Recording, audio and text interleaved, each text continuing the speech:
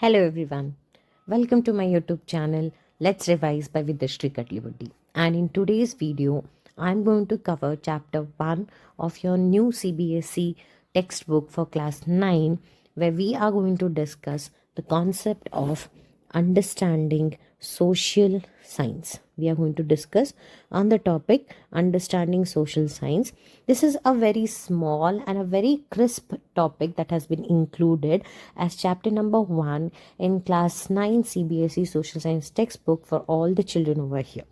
Now, what does this lesson actually tries to tell us? It tells us about what is social science, how is it important, what is the impact of social science, and how other branches of studies like math, science, and everything is connected, and how social science plays a very, very important role in the everyday life of us.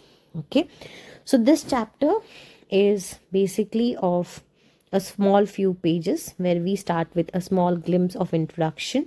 Then we go ahead with how social science influences in our everyday life. Then we move ahead with a topic called as understanding society through times and traditions, where we focus on how human civilization started and how it has evolved over the period of time also. Then we go ahead with the concept of social science as a study of disciplines, where we connect different concepts, different branches of studies to the concept of social science, and we try to show how they're interconnected there.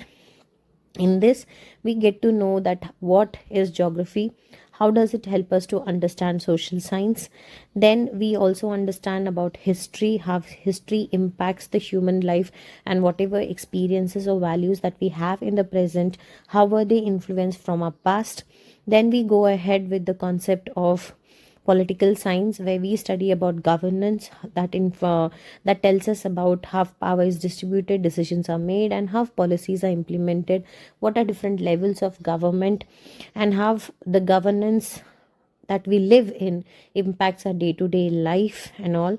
Then we study about economics, that helps us understand how individuals and society decide how to use limited resources to meet their needs, and how economics over the period has grown, evolved, and changed the lifestyle of people, and how economic development is the main important central goal of the nation around it. This is the concept that we study in disciplines, where we get to know that social science is divided into 4 important parts, and these 4 important parts are extremely important, interconnected, and they establish a complete train or a chain of social science. Then we go ahead with a very important topic: why should we study social science, which gives us information and insights, or it lays emphasis on how social science plays a very important role in our day-to-day life, and how we cannot just keep on ignoring social science. Even if you are a science student or a math student, whatever it is, though you may not have social science or you may not have interest in the social science subject, you might be feeling it boring, but social science plays a very dominant role in our day-to-day life, is what is explained in this entire concept. Then the last concluding topic would be the future of social science, and how the journey or impact towards social science is changing over the period of time. You might have noticed a trend in your cousins who were born in the year of 1990s, 2000s, and 2010s, and the trend set in their family is to pursue medical or engineering. But over these days, how social science impact is changing, and how people are moving to different branches of social science and all. And then we study secondary stage social science, where in the class 9 and 10, what are the new concepts that we are going to study, and how it is going to influence in the upcoming education of the children also. So there would be a change in the textbook in the upcoming year as well. So stay tuned with me, where we focus on what is social science, how is social science important, and we are also going to understand that social science is not just about memorizing facts or learning about boring histories, but how it is very much impactful in the present days, and how it shapes our future too. So in my next video, I'm going to start with the chapter number 1 of understanding social science, where I give you a detailed explanation about all these concepts that we have discussed in this video. Meet you in my next video. Bye everyone. Hello everyone, welcome to my YouTube channel Let's Revise by Vidyashri Kadlibuddi. In today's video, I'm going to start with the chapter 1 of class 9 CBSE Social Science first chapter, that is Understanding Social Science. I've already given you a glimpse about this chapter, what all does it include in my previous video, of whose link I have shared in my video below. You can check that link in the description and visit my that video also to have a small glimpse on the chapter that we are going to discuss in this video. I'm going to keep my videos short and simple so that you don't feel bored. So we are going to cover a very small topic for today's video where you also are not bored and I'm also not bored of teaching you guys. Okay, so without wasting a lot of time, let's start with the first chapter, Understanding Social Science. So what is this chapter title mean? Understanding Social Science emphasizes on the concept of understanding the importance of social science, its branches, and how this is very much important, not just where the social science is not just the study of past, but it is also the study of present as well as the future. The different branches of social science and their impacts are not just going to affect us today, but even in the future also. And whatever we are today is a glimpse of whatever our civilizations has done in the past as well. So that is what the chapter deals about. It's a very simple, short chapter and very interesting chapter as well. So let's go ahead with the first few lines. In grade 6 to 8, we have explored social science through stories of people, places, and events. So in the previous year textbooks, you might have studied about Indian civilization, Indian independence struggle. You might have studied about the earlier civilizations. You have studied about the Mughal dynasty. You have studied about the Delhi Sultanate, you have studied about the Marathas, you have studied about the Kadambas and all. So those all studies in social science, especially in the classes of 6 to 8, have been done through either stories, places, or of events. But as you enter grade 9, it is time to pause and understand what social science truly means and why it actually matters. Now, as you are in grade 9, what is very much important in grade 9 is to understand what actually social science is and why is it so much important, why this subject cannot be reviewed. Many of you who do not have good teachers to teach you social science, looking at the lengthy answers that your teachers give, you just want this subject to be removed and eradicated from the syllabus itself. But in actual sense, social science is not just about lengthy answers, but it's about a lot of things that impacts our life. So this is a very important topic because you're not just studying about the scientific facts, you're not just studying formulas like math, you're understanding about the human civilization, how it has evolved, how it has impacted, and how it is going to impact in the future. So social science is not just facts, dates, and numbers. It's about the impact that we are going to face in the present, from the past, and even in the future also. So grade 9 is not just going to be a time for you where you are just going to memorize the facts, but it's going to be a time with the social science where you are going to understand actually what social science is. And for more such understanding videos, you should be watching my videos very regularly so that you're fortunate enough to understand these concepts very clearly in a simple way. Okay. So human beings, let's understand why social science, what social science truly means and why it matters. So we are going to focus on this aspect now. The last line, what social science truly means and why it matters, is the question that I'm going to focus, and you're going to see in the next paragraph how important it is. Okay. So human beings live in societies and depend on each other in many ways. So we as human beings, where we are living in societies, the people around us, where we stay together in a area or in a nagar or in a location or in a sector. Those are basically called as societies, and we human beings are basically what, dependent on each other in different ways. Okay, we are dependent on each other in a different way over here. How is that? We'll understand as we study this textbook. Our lives are shaped by the environment, the institutions that govern us, the economic activities that meets our need, and the traditions and ideas passed on through the generations. Now, this is a very important point you have to focus upon.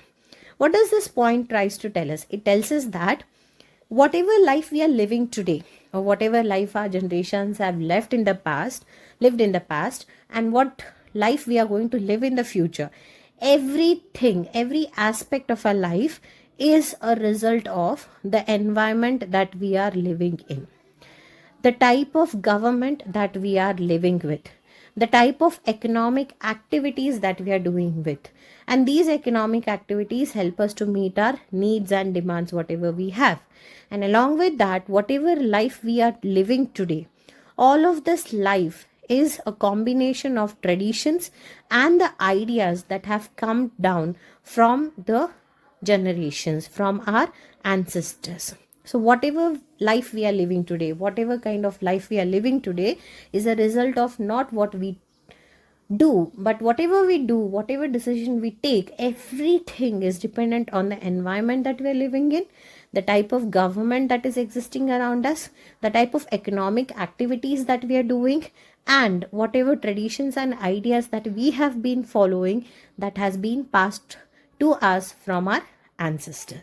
So what does this show? It shows us that social science is governed by geography, it's governed by political science, it's governed by economic, and it is governed by the history. So in simple terms, if I have to conclude this point, it shows that social science is a combination of history, historical events, political activities, economic activities, and the geographical locations that we are living in, which impacts the life of people who are living around over there.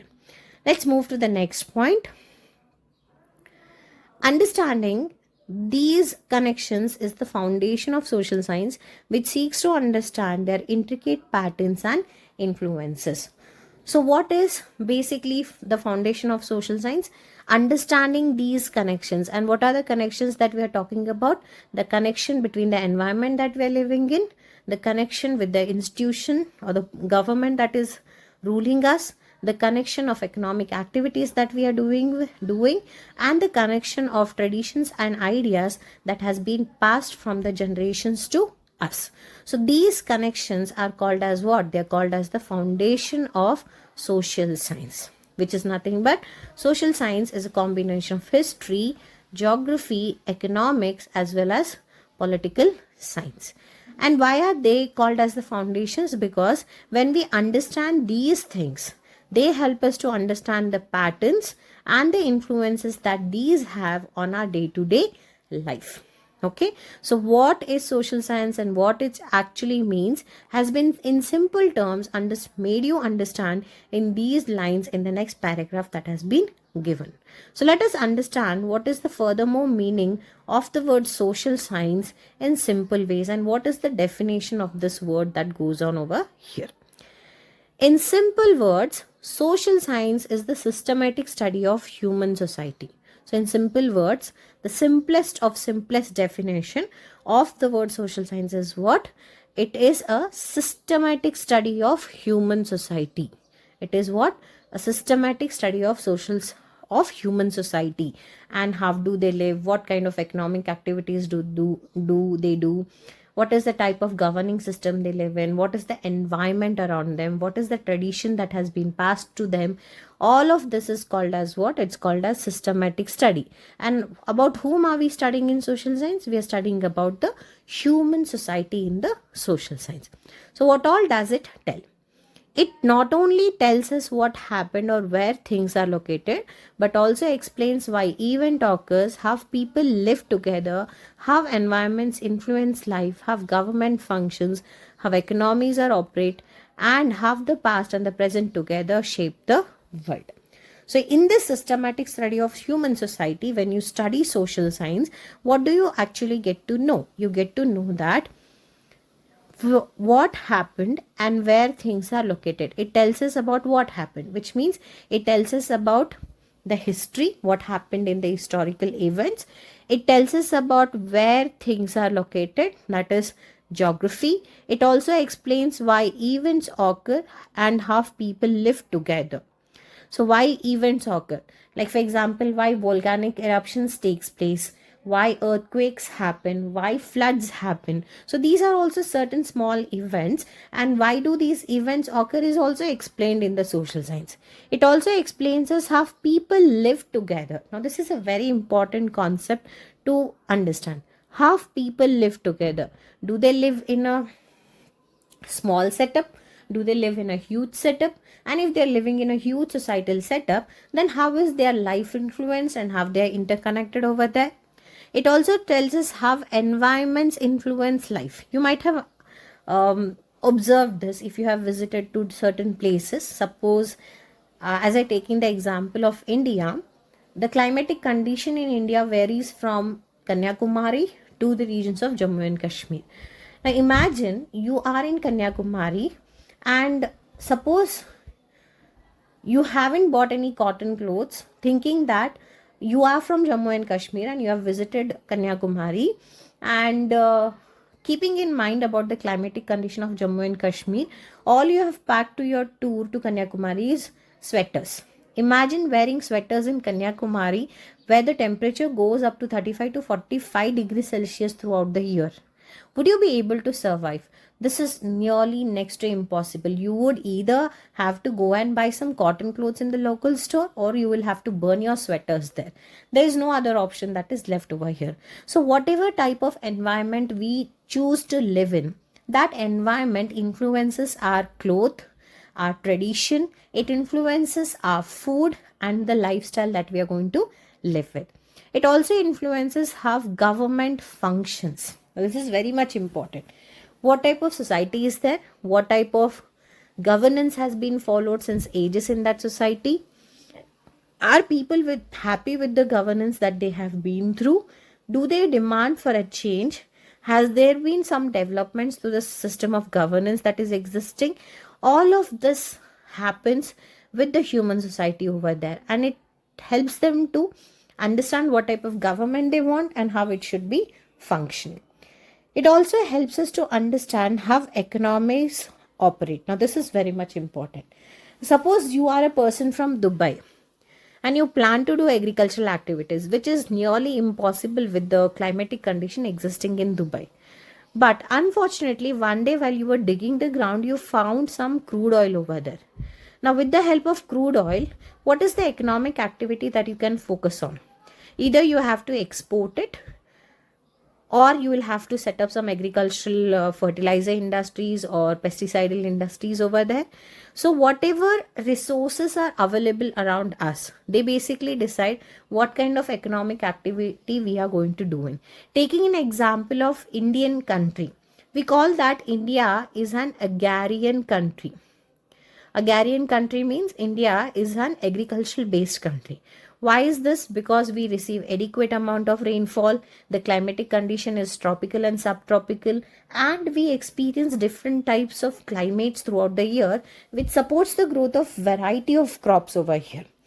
Keeping in mind of that, the most important economic activity practiced in our country is agriculture. That's why India is called as agrarian country over there, or agricultural based economy. So whatever environment we are living in, whatever resources are found in these environment, influences what activity, economic activity we are going to indulge ourselves into.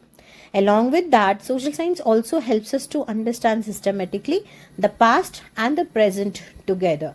Have past experiences, present innovations togetherly can shape the future of the world is everything that is understood with the help of systematic study of human society, which is nothing but the study of social science. So this paragraph is important. You know why? Because this helps us to understand why social science is extremely important, and why it is called as the systematic study of human society around us. Because it helps us to understand all these questions that we deal in our day-to-day life. Okay. So moving ahead with the last paragraph of the introduction there. In this one, see, While subjects like physics, chemistry, and biology study the natural world, social science focuses on society, institutions, cultures, and human interactions. Now, this is a very major important point of differentiation that you have to understand. Studying science and social science is equally important for a society over here. Why? Now, when we talk about science, it includes topics like physics, chemistry, and biology. Now, what do they do? What do these branches of science do? They try to understand the phenomenons that is happening in the natural world around us. But do they try to establish a connection between the human societies? No. Instead, who establishes this connection? This connection between the human societies and their life, and tries to show that the human life is intervened with each other, interconnected with each other. That is specially done by the social science that focuses on the life of society, which is composed of human beings. It focuses on institutions, governing system. It focuses on the culture that has developed over the period of time, and it focuses on human interaction and how it has shaped the present world and will shape the future world, and what were its impact in the past world also.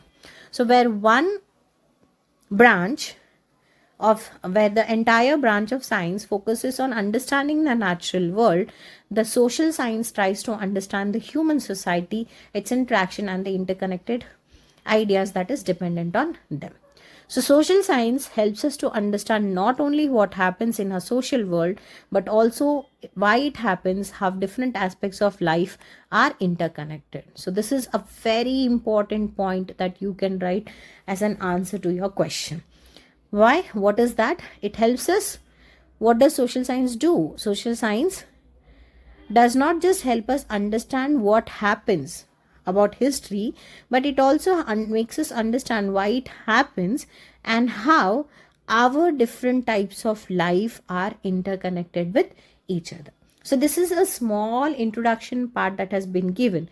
Though there are 3 or 4 paragraphs, but this entire 3 or 4 paragraphs carries a deep, impactful meaning for the entire textbook over here. It is not just introducing the chapter number 1, but it is introducing the entire textbook over here, trying to tell us how social science is extremely important in the day-to-day life of human beings. So a simple question that can arise on this topic is, for you, note down, it will go as, define social science. Okay, first thing, note this, it is no more social studies, it's no more SST, it is social science over here. Okay, define social science and explain why one should understand the actual meaning of social science and how the topic of social science matters. An answer to this question you will find in these 3 paragraphs. Put them into 5 simple points. You can check my description where I have also mentioned the answer to this question. Define social science and why is social science so important, and why should one actually study the concept of social science over there. So the next topics of the chapter number 1 will be discussed in my next videos. So stay tuned for my next videos. I'll be uploading them on daily basis.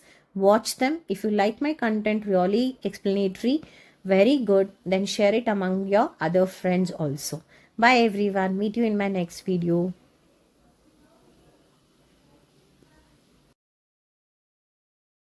Hello folks, welcome back to my YouTube channel Let's Revise by Vidyashri Kadlibuddi. In my previous videos, you might have seen that I have started with the explanation of CBSE Class 9 Social Science new textbook that has been released by the NCERT and the CBSE in collaboration with each other.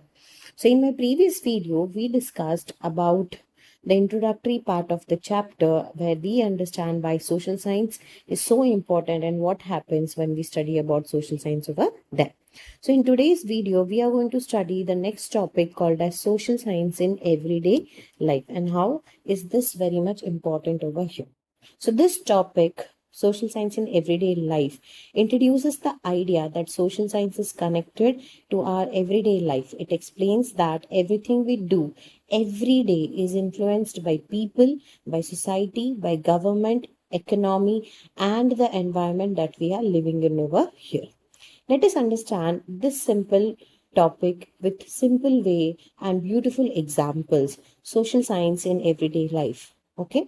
Now imagine, now see, this entire thing topic starts with a very interesting question, and that is to think about a day in your life. See, the topic starts with a very simple phrase, yet very important phrase over here, and that is think about a day in your life. Why is this given? Because the topic here tries to explain how social science is a part of our everyday life. So we are supposed to think certain examples and how are they very much in how social science is very much intricately connected to the day that we are talking about over here and how they are a part of our everyday life. So let's go through the text over here and try to understand how social science is linked to our everyday life. Okay. So you wake up in a house built with materials sourced from different places. Okay. So what is the most important part of our everyday life is the house over here, right? So we live in a house which is made up of different types of material, and all these materials do not come from the same place. Instead, they come from different places. Like take for example, if I have to talk about the very basic material that is used for construction of house is cement. Now this cement might be coming from Gujarat. Okay, then we might have used steel or iron rods over here, and this might be coming from the regions of Jharkhand or West Bengal. We might have used wood and wooden planks somewhere in our house for construction, and this might be coming from Karnataka, Tamil Nadu, or Kerala. So a simple house is a source which is made up of different types of materials, and these materials come from different places. But what does this try to explain us? It tells us that social science helps us to understand where these resources like steel, cement, and wood are coming from us and how coming to us, and how are they basically reaching to us. Where are they coming is geography. How are they reaching to us is transportation, which is yet another part of geography study over here. Okay, so let's go to the second example. The second example is the food you eat may come from various regions of the country. Now, this is also a very interesting top example which helps us to understand how social science is connected into our day-to-day life. Okay, like for example, whatever food we eat, this food passes through various stages before reaching our plate. Take for example, rice is grown by the farmers. It goes to industries or mills for processing, and from industries it is transported through trucks or various other elements, and then it reaches to the shops nearby us, and this shopkeeper sells it to us where we buy and eat it. So the simplest of simplest food, take for example rice itself, might have been grown in the regions of West Bengal, and we sitting in any other corner part of India might be enjoying the rice grown by a farmer in West Bengal. And how has this reached? Through the industries, through the shopkeepers, through the transportation, and all. So this example basically helps us to understand how social science impacts the economy and how it leads to the economic development over here. A simple food item that we're eating itself is also how social science is connected into our day-to-day lives. Let's move to the next one. Okay, you travel on roads planned and maintained by public authorities. Now, this is very much important. Okay, now we use different modes of transportation on daily basis, especially take for example roads or any other type of transportation. So, who is basically planning all these things? They are planned by public authorities. We all have heard about PWD offices, that is public welfare departments or public working departments and all. They are basically into this construction of roads, buildings and all. Now these are government buildings who build the roads. These government who build the roads are basically designed by the engineers. Engineers design the product, and this product is constructed with the help of workers. And ultimately, who manages these entire roads?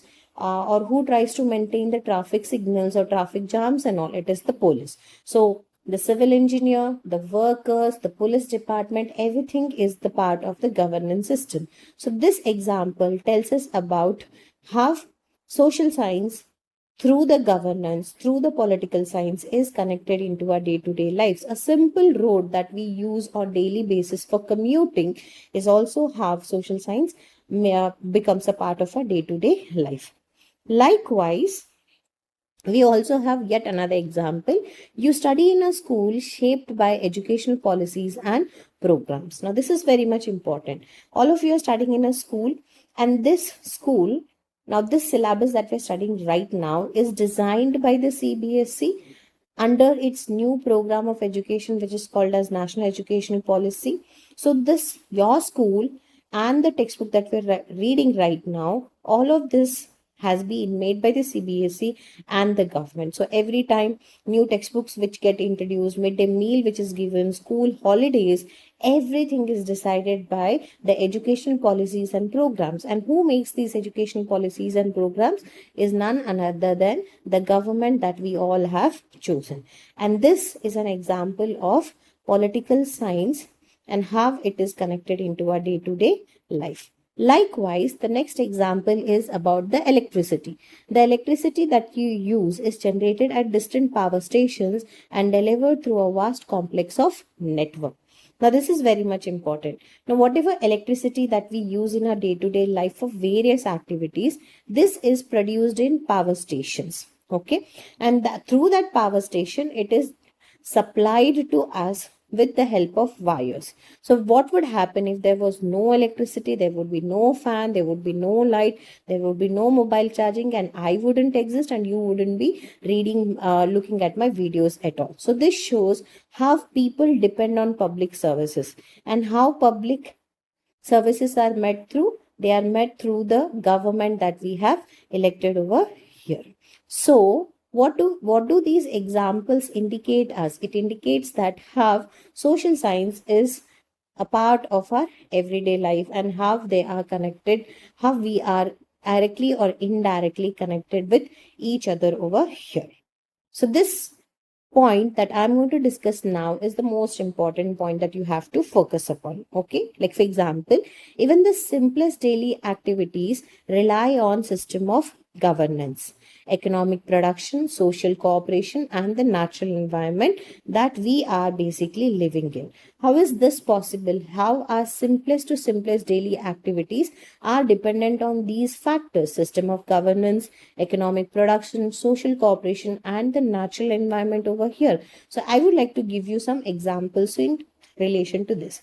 So system of governance, who makes the rules for the country that we are living in, and who provides all the public services that we demand for in the form of schools, roads, hospital, police facilities, electricity, political parties and all. It is the government that we have chosen. Similarly, economic production decides everything. So we people produce different varieties of goods, we provide different types of services. Like for example, farmers grow crops, factory workers make clothes, shopkeeper sells the product. All of these are connected to the economic production, and our daily life are affected because of these factors also. Social cooperation is also yet another very important factor which we have to concentrate on. People help one another. Like for example, through this video, I am trying to help you understand this new syllabus of CBSE Class 9 Social Science, right? So your teachers are educating you, doctors are treating patients, driver help in transportation of goods are an example of social cooperation. And then the natural environment is also a part of how our daily activities are affected because of the natural environment. Like for example, the natural environment that we're living in is a source of the nature which provides us with all the types of resources that is very much important for human survival. Like for example, rains help farmers, rivers provide water, forest provides us timber over here. So all these factors, these we call them as factors. All these factors are a very important part of our day-to-day life, which symbolize that social science is a very much indispensable part of everyday human life that exists over here. Now, we have a very interesting part in this entire chapter. You have certain questions to be answered. Okay. While I teach you this entire topic, I want you guys to think about different types of answers that might come in your mind, and you can put your answers apart from the point that I have been discussing into the comment section so that it can be very much helpful to you and to the other followers who might come and visit my videos too. Okay. So now there are these interesting questions which you have to answer depending on your immediate surroundings. Okay. So the first question is, why do some people live in crowded cities while others live in scattered villages? Now this is a very important and interesting question. Now, I might be living in a village, you might be living in a metropolitan city. So the question is relate in between the city and the village life. The question is very simple. Why cities are crowded whereas villages are not so crowded? The answer, what I think, is a very simple sentence if I have to quote over here. Cities have more job opportunities, better educational opportunities, and better services than what we find in villages. And we usually migrate from one place to another place either for education, either for job opportunities, or for the services that we get over there. And that's why I believe cities might be overcrowded and villages are not so crowded over here. If you have any other point in your mind other than the points that I have discussed, you can put them in the comment. Let's go to the second question. The second question is, why do different communities speak different languages and follow different tradition? What is the reason behind this? Okay. Now this is a very important thing. Like for example, people living in West Bengal speak Bengali. People living in Tamil Nadu speak Tamil. People living in Karnataka speak Kannada. People living in Punjab or Haryana speak Punjabi language or Haryanvi language. Why does this change from one region to another region? The answer is very simple. It is because of the history, culture, and the geography that these people have chosen to live within. And more than geography, it's the history and the culture that plays a very dominant role in adapting a language that people are more comfortable in conversing with each other in their particular regions. Okay, so moving to the third question. The third question is, why do some regions depend on farming while others focus on industry and trade? Now, this is also very much important. Okay, taking example of Punjab, if you go to the regions of Punjab, you can find nearly 80% of population is engaged in farming activities. But if you go to the regions of Gujarat or if you go to the regions of Jharkhand, in those places you can find many people are dependent on industry or on trading activities. What could be the reason behind that? It is because of the geographical conditions that is present over there or that is prevailing over here. Taking for example, the regions of Punjab has plain land, fertile land and good availability of water resources, making it more and more convenient for farming activities. But if you go to the regions of Jharkhand, which is the storehouse of lot of minerals because of the plateau region over there, we see that industry and trading activities are the most suited activities that can be carried out in the regions of Jharkhand over there. So depending on the geography and the climatic condition, people decide what could be their economic activity over there. Moving ahead with the next question. The next question goes as, how do governments make decisions that affect millions of people? Now this is very, very, very much important. The government takes decision through policies and programs. Okay. Like for example, the government has introduced the new education policy, and for you all, it has introduced this new textbook for this academic year of 2026 and 27. But how did the government do this? And this new syllabus is definitely affecting the lives of millions of children over here. So how did the government make decision? They make decision through deliberation, through logical thinking, by analyzing, by collecting data, by consulting the experts and all, and then finally they come up with policies and programs which helps in which affects the millions of people in a positive way or even in a negative way also. So these decisions what are taken by the government definitely affects the life of people, and this government is again chosen by whom? By us through the process of voting over there. Let's move to next question. The next question is, why are certain regions more prone to flood? This is very much important. More prone to flood. What could be the reason behind that? Take for example the regions of Assam. Every year during the time of rainy season or during the time of monsoon experiences flood over here, and the reason goes down very simple: the geographical conditions prevailing in the regions of Assam. Now, what could be the condition? One is the vast river that flows in the regions of Assam, that is the Brahmaputra river. Second, the regions of northeast receives heaviest rainfall in comparison to the other regions of India. Heavy rainfall, vast presence of a Himalayan river basically makes the quantity of water carried by the Brahmaputra river more, flooding, crossing its actual area and flooding the nearby areas over here. This is one basic reason. If you know other points or other example, do add in the comment section and let's have discussion over there. Then we have the next question. Why does agriculture flourish in some region but not in others? Now this is a very important question to be answered, which is very similar to the question 3 about farming over here. Okay, so why agriculture is very much flourishing in some regions but not in other regions? Again, now here you cannot just depend on geographical conditions, but you also have to consider the policies and the programs that are introduced through the state government or by the central government over those regions also.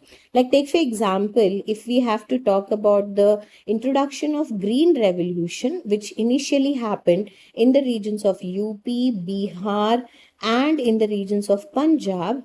Here, agriculture is one of the most important activities. But if you go to the regions of Rajasthan or some other states of India, agriculture is not so flourishing over here. What could be the reason behind this? Now, the geographical conditions available in UP, Bihar as well as Punjab, which includes plain land, fertile soil, water available throughout the year, is one of the reasons. But at the same time, the government's policy of introducing green revolution in this area is also one of the major reasons for the development of agriculture in these areas. But if you go to regions of Rajasthan, geography includes desert area, less availability of water, less rainfall, because of which we see that there is no proper geographical condition. Hence, the government may not have also thought of introducing any agricultural reforms over here.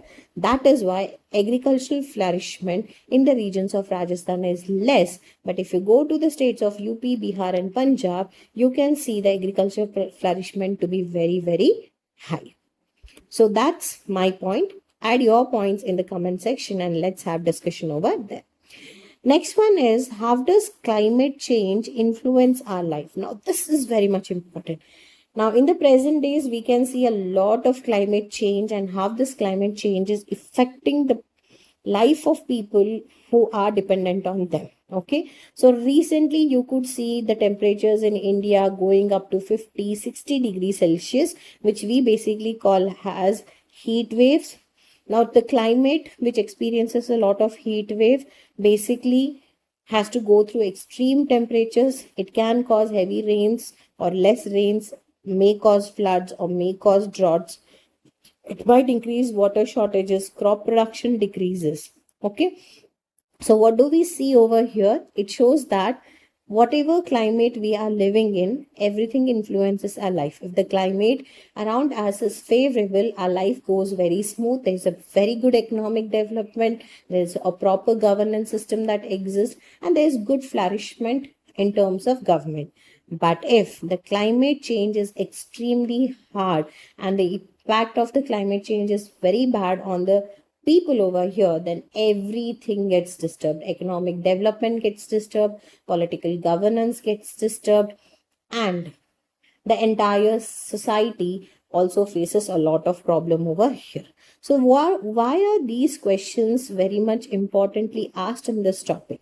The reason is very simple: to help us understand how economics, how political science, how geography and how history basically impacts the life that we are basically living in over here. So what does this entirely teach us about? Okay, so all these questions that we have gone through right now, all of this teaches that society does not function by chance. So whatever society we human beings are living in, this society doesn't function or doesn't exist on the basis of chances, but instead this society that we talk about, this society is influenced by the history, by geography, by institutions, by resources, and even by the choices that human has always made. So what does social science basically help us to understand? It helps us to understand that it helps us to explore such questions and seek answers through careful observation, evidence, and logical reasoning. So, social science, as I told you earlier in this chapter, we are not going to study social science just mere as an textbook of facts, dates, and all. We are going to study social science through exploring questions like we had discussions on right now, where we also try to find different varieties of answer. We are going to observe different answers that can fit in properly. We can put in evidences that support the answer, and then we can come down with logical reasonings that will help us to conclude to a very important factors or important part of discussion that help us to understand how social science and our everyday life is connected to each other through geography, through history, through political science, through economics, and through the choices that we as human beings basically make. So we have one last activity to be done over here, and that is let's analyze. Now this is a very important activity which has been given to you in this textbook, which I really loved in. This is again about observing, providing evidence, thinking logically, and then coming up with different types of answers. I'm going to come up with a simple discussion. You might come up with your own beautiful creative answers also, which I would love to see in the comment sections too. Okay, so let's see what is this activity over here. Okay, observe your surroundings and identify a change that has taken place in your locality over the past 5 years.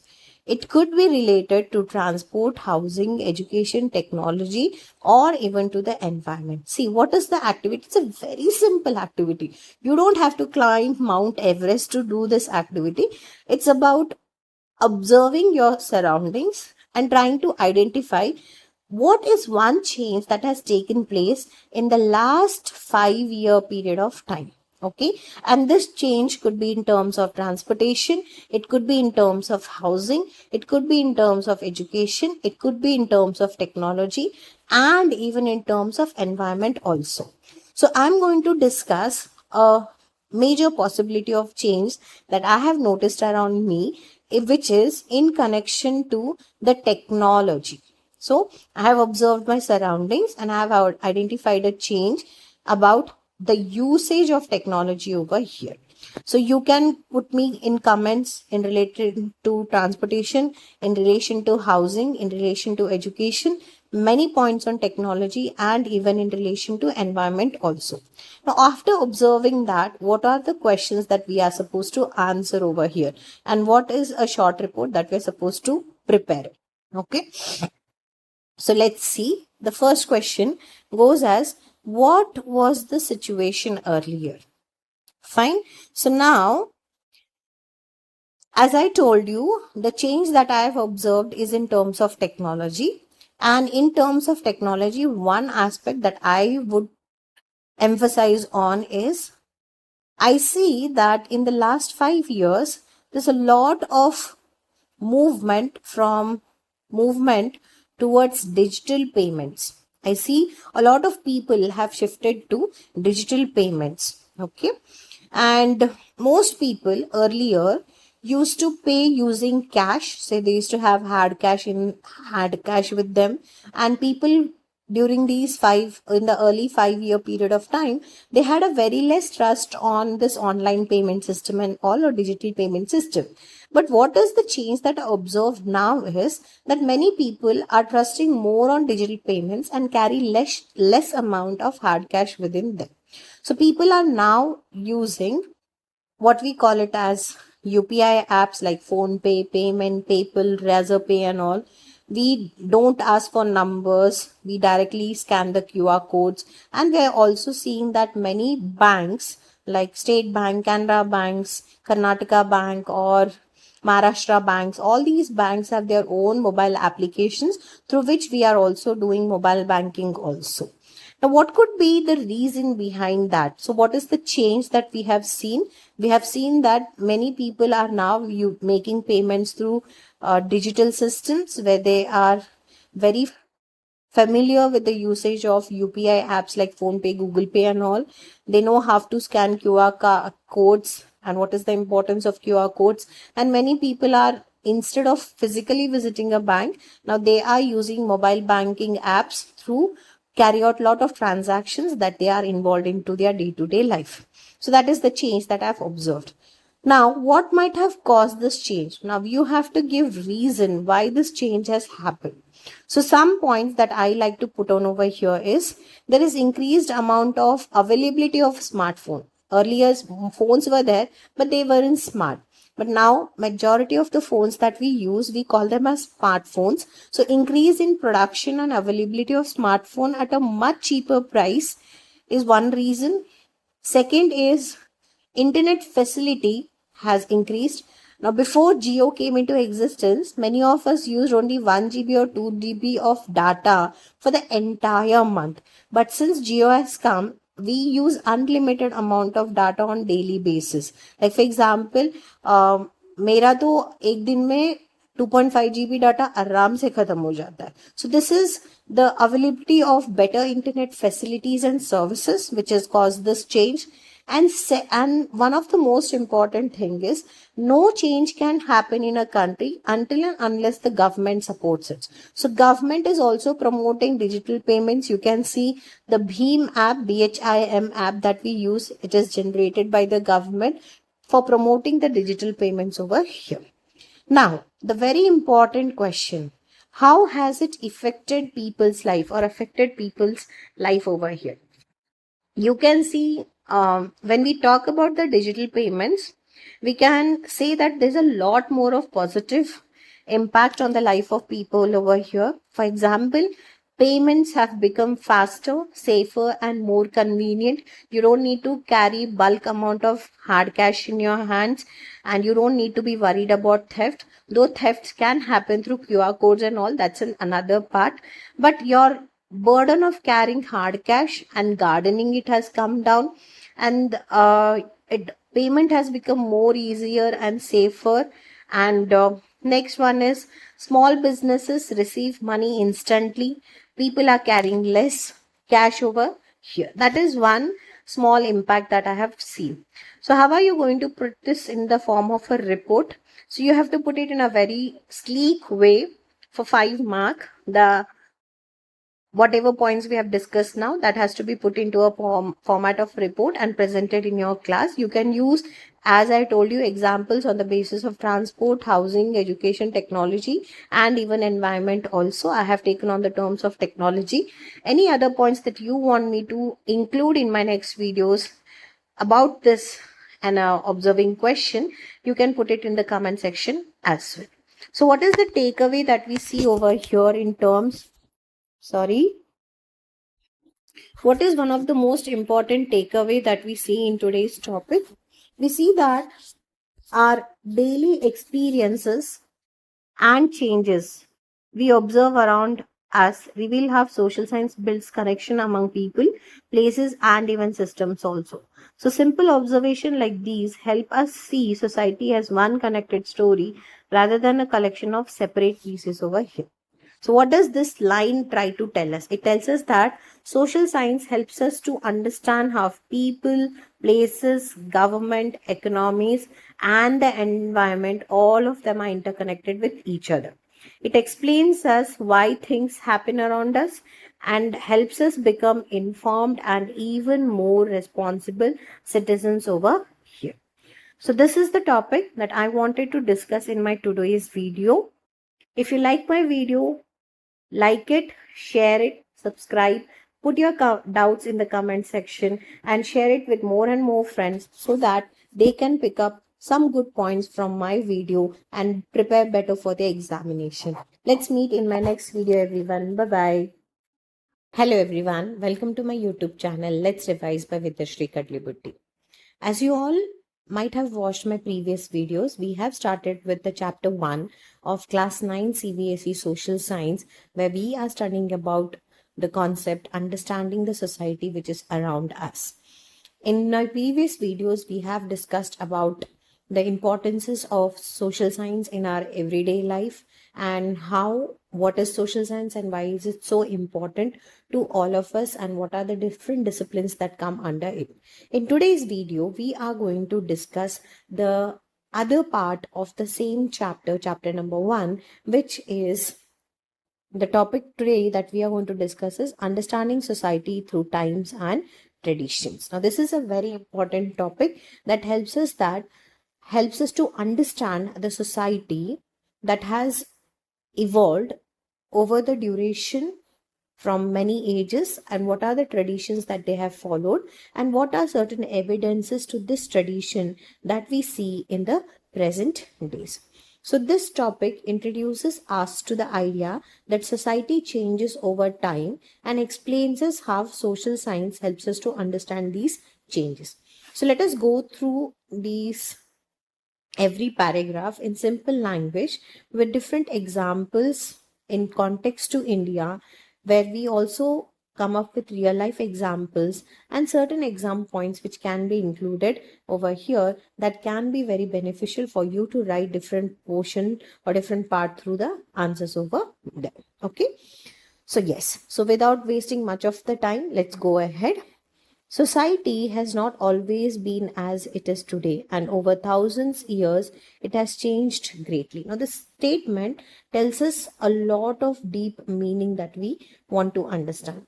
Whatever society we are living today, this is not the same. If we talk about some thousands of years ago, this society did not exist like what we see in the present days over here. Over the 1,000 years, it has changed greatly. It has changed a lot. There is a lot of evolution in the society that we are living in. Like, for example, we can see that society is not a constant thing, it keeps on evolving. And how do we give examples over here? We can say that there are new inventions that has happened, there are new ideas, there is new discoveries, there's a lot of development in technology, and there is a lot of development and change in the people's need also. Like, take for example, if you have your grandparents or great grandparents, you can just have a conversation with them. Okay, just talk to them about what was their childhood and how was what type of technologies were available to them. Okay, if I have to tell, maybe your grandparents had a childhood where they did not have any kind of smartphones, they did not have internet facilities, they used to write letters instead of WhatsApp, instead of emails. There were no such huge diversity in transportation modes. The basic transportation used by them was basically bullock carts. But today, the society that we are living in, we see a lot of changes over here. We see there is a lot of UPI payments or digital payments that we do. We have online education, we have metro trains, and there's a lot of artificial intelligence that we are using in the present days. So this small example where we compare the lifestyle of our grandparents, their childhood and ours, we see that the society that we are living in keeps on changing continuously with the time, and the traditions also keep on changing along with how the society changes along with the time over there. Okay, so early human communities depended directly on nature for survival. With time, people learned to grow crops, domesticate animals, build settlements, develop tools, exchange goods, and organize system of governments. Now, this is a very important point for you to understand. Now, this lines that I read now tells us that how the society changed and what could be certain factors that led to the change in the human society. Okay, so what do we see? Early human communities, which we can say that thousands of years ago. Okay, thousands of years ago, early human development or early human civilization was not as complicated as it is today. They were very simple in existence. Their dependency was completely on nature, and they were highly dependent on whatever natural things were available around them. Okay, like for example, they used to collect fruits, they used to hunt animals, they used to live in the caves, they had no permanent homes at all. Like, take for example, if we have to talk about the Stone Age over here, Stone Age people hunted deer, gathered berries to survive. Later, they learned, later on, when human civilization started to learn different things, especially when they learned to grow crops. Now, to grow crops, they needed the help of animals also. They learned how to domesticate animals. They learn now, if you're growing crops, a crop doesn't grow within a simple time of 1 or 2 days, right? It takes months together, minimum from 3 months to 6 months. And for a crop to produce a proper yield, a civilization is supposed to settle down at a particular place.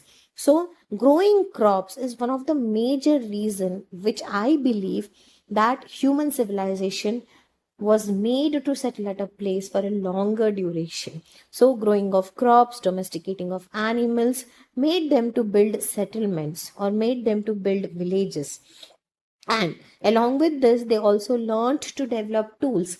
Basically, during those days, they did not make huge machines. They made simple tools which could be used for hunting animals or to safeguard themselves or to cut roots or cut to leaves or to cut stems or branches of any tree over here. Slowly, they understood that their survival cannot be dependent only on what they grow. So they started to exchange goods, and over the period of time, that exchange of good is nothing but they started to do trading. And over the period of time, they also learned the system of governance too. And whatever governance system we see today has also evolved over the period of time as the society kept on changing. So as human civilization started to settle at a particular place, this settlement is the reason why lot of changes has happened. We see that many of the early civilizations were basically nomadic in nature, but as they started to grow crops,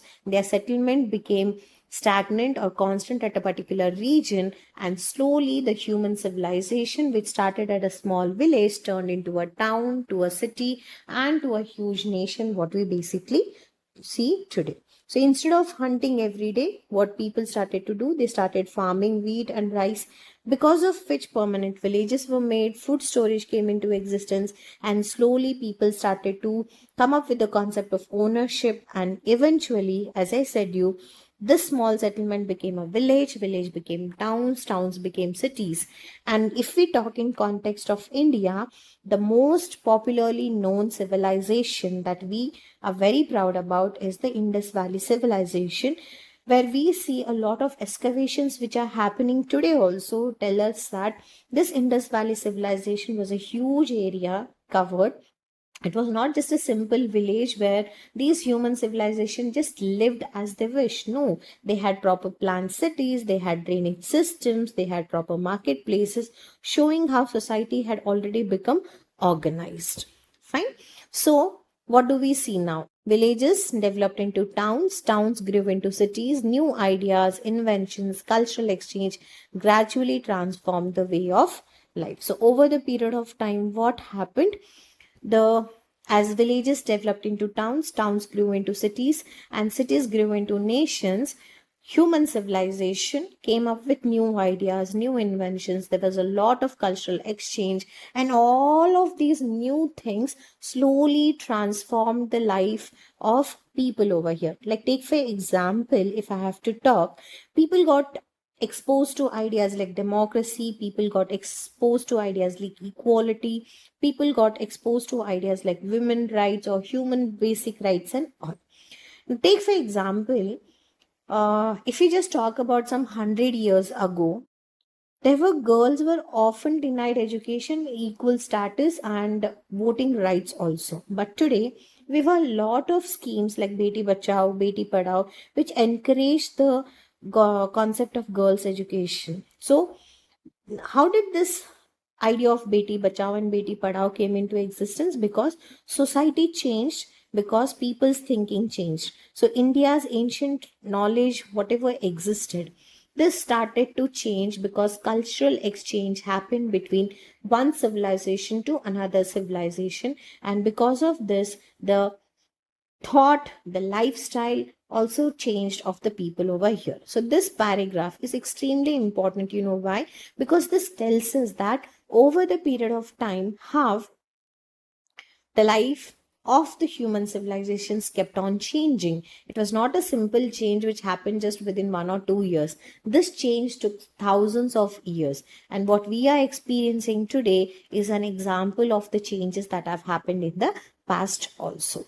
Now let's go ahead with the next paragraph where we study in terms of Indian traditions and how traditions have, which explains us about how India's knowledge has shaped its tradition. How were our early thinkers? What were their idea? And how did they see the world around them? And how the society that we live in today has been formed over here. So the spirit of inquiry. The spirit of enquiry has deep roots in India's knowledge traditions.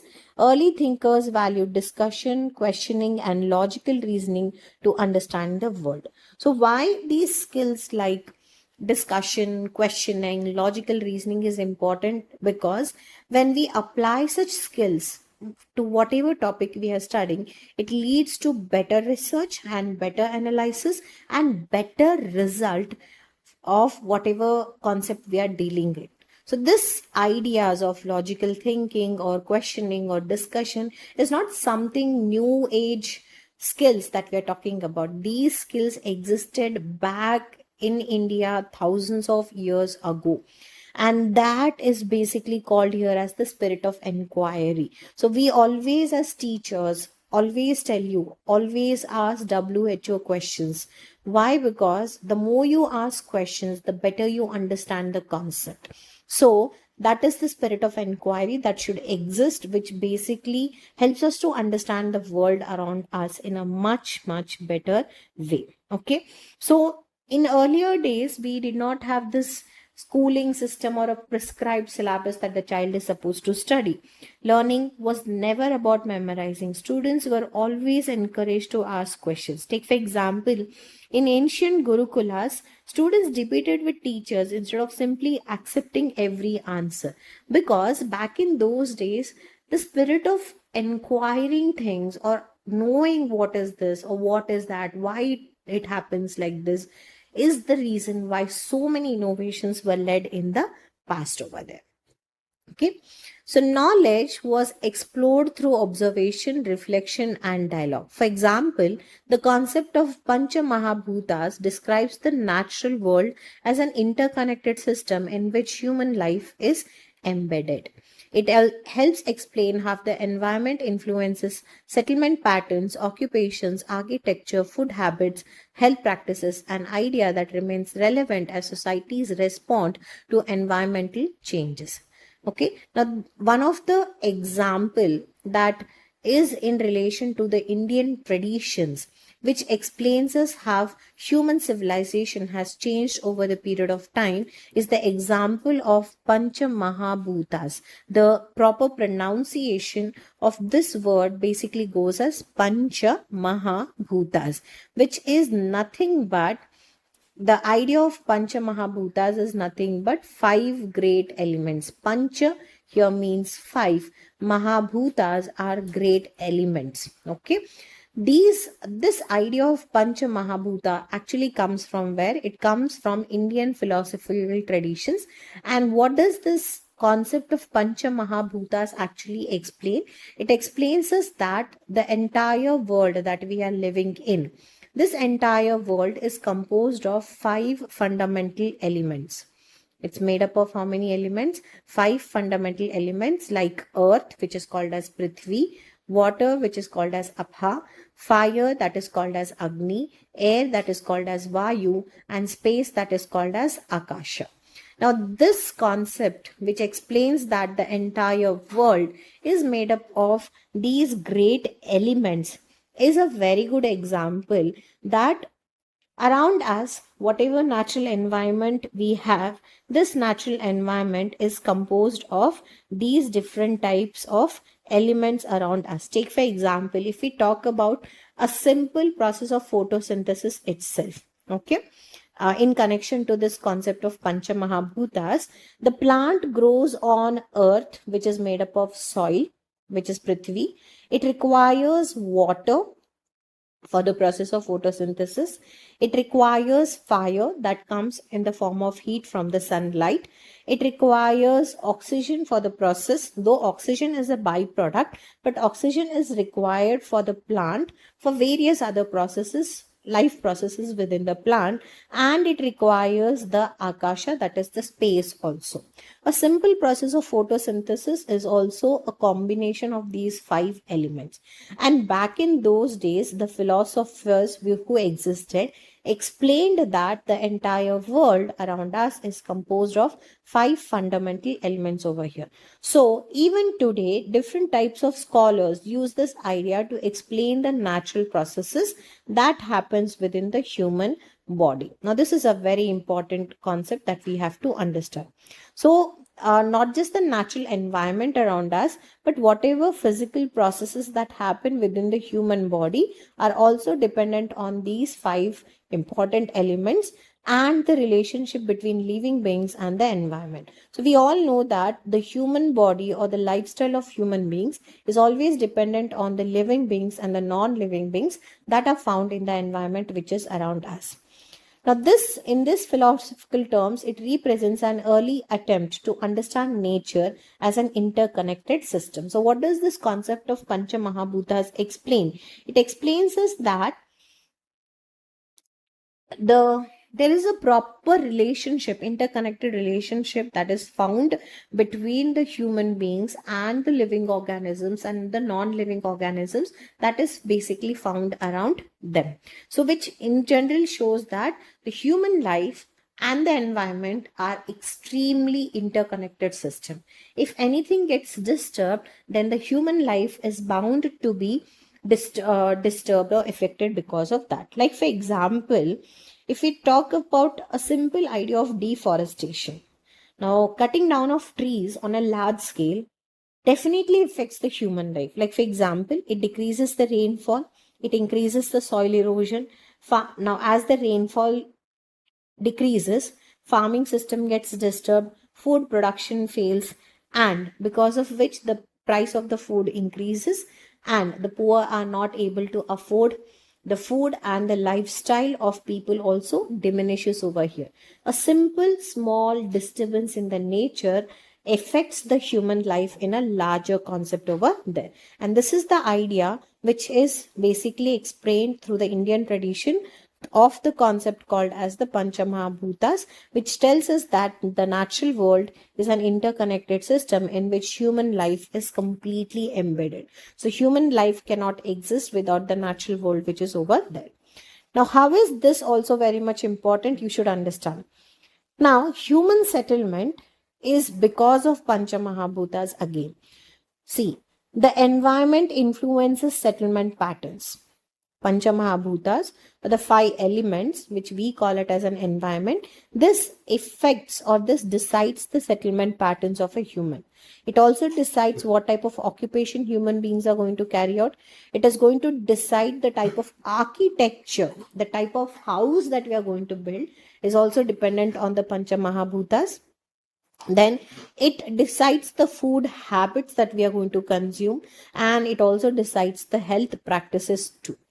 This is an idea that remains relevant as societies respond to environmental changes also. So Panchamahabhutas is a very simple yet very significant concept, which in simple terms explains that how the human life and the environment around us influences every decision that we take. Like I took the example of deforestation itself. Okay, so deforestation itself will also influence the idea of human settlement and the idea of human existence over there. So environment is a very important concept that generally affects the human settlement over here. It decides where people will live, what are they going to eat, what are they going to wear, what is the occupation that they are going to carry out. Now, if I have to explain you this with an example, see, let's take the example of people in Rajasthan. Okay. Now, the environmental conditions of Rajasthan is extremely harsh. So, we don't find huge number of population living in the regions of Rajasthan. The region of Rajasthan is sparsely or sparsely populated, with occupation differing from carrying out art and tradition, but agricultural activity is generally very less over here. The type of architecture or the type of house they live in is basically thick mud houses, because we know that mud houses keeps the houses cool. Food and habits, their consumption of food is basically food that can stay longer, or the crops that can grow in less water conditions, and they basically practice more in number of water conservation strategies over there, so that they can use the water for the future generation as well. So this is one simple example that I would like to quote over here. Now, like the Panchamahabhutas, Indian tradition also has yet another traditional and philosophical concept which describes that how human settlement is influenced, and how human settlement can be described as one settlement over here through a concept called as Vasudhaiva Kutumbakam. Now, this is a very interesting concept. Similarly, the idea of Vasudhaiva Kutumbakam, meaning the world is one family, expresses interconnectedness of human societies across regions and cultures.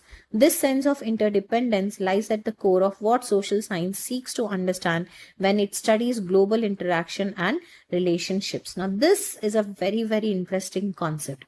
Now, remember, the meaning of the word Vasudhaiva Kutumbakam, this is a Sanskrit word, and this means Vasudhaiva Kutumbakam means the world is one family. Okay, I might be Indian, you might be American, she might be Pakistani, they might be an Iranian. Though we are living in different regions, though we have different traditions, though we have different cultures, but when we talk about the entire world, this entire world is one family, because if one region of the world gets affected, then its effect is seen around the world also. Okay.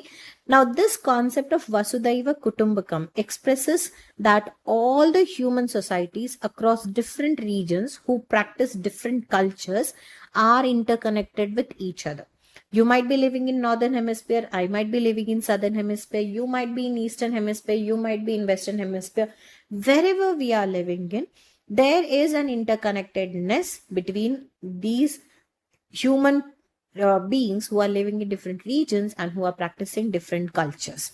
Now, taking an example over here, if I have to tell you, we recently had a very deadly pandemic which was called as COVID-19, or the period of Corona. Okay, so during the times of Corona, that is the years of 2020 and 21, extremely faced, the world had to face this deadly virus that came into existence and killed millions of people.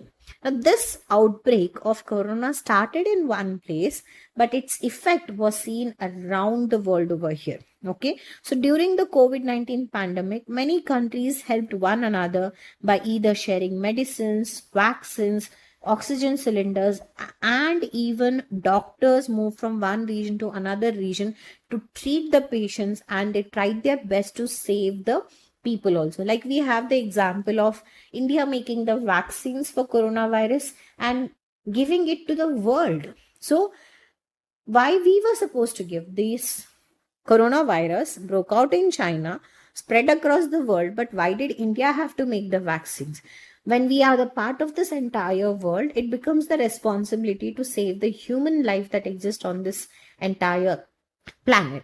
So though we live in different parts, though we may be affected, we may not be affected, but at the times of difficulties, it becomes the responsibility of every human life to help each other, so that the greatest race on the Earth's planet survives and does better things over here.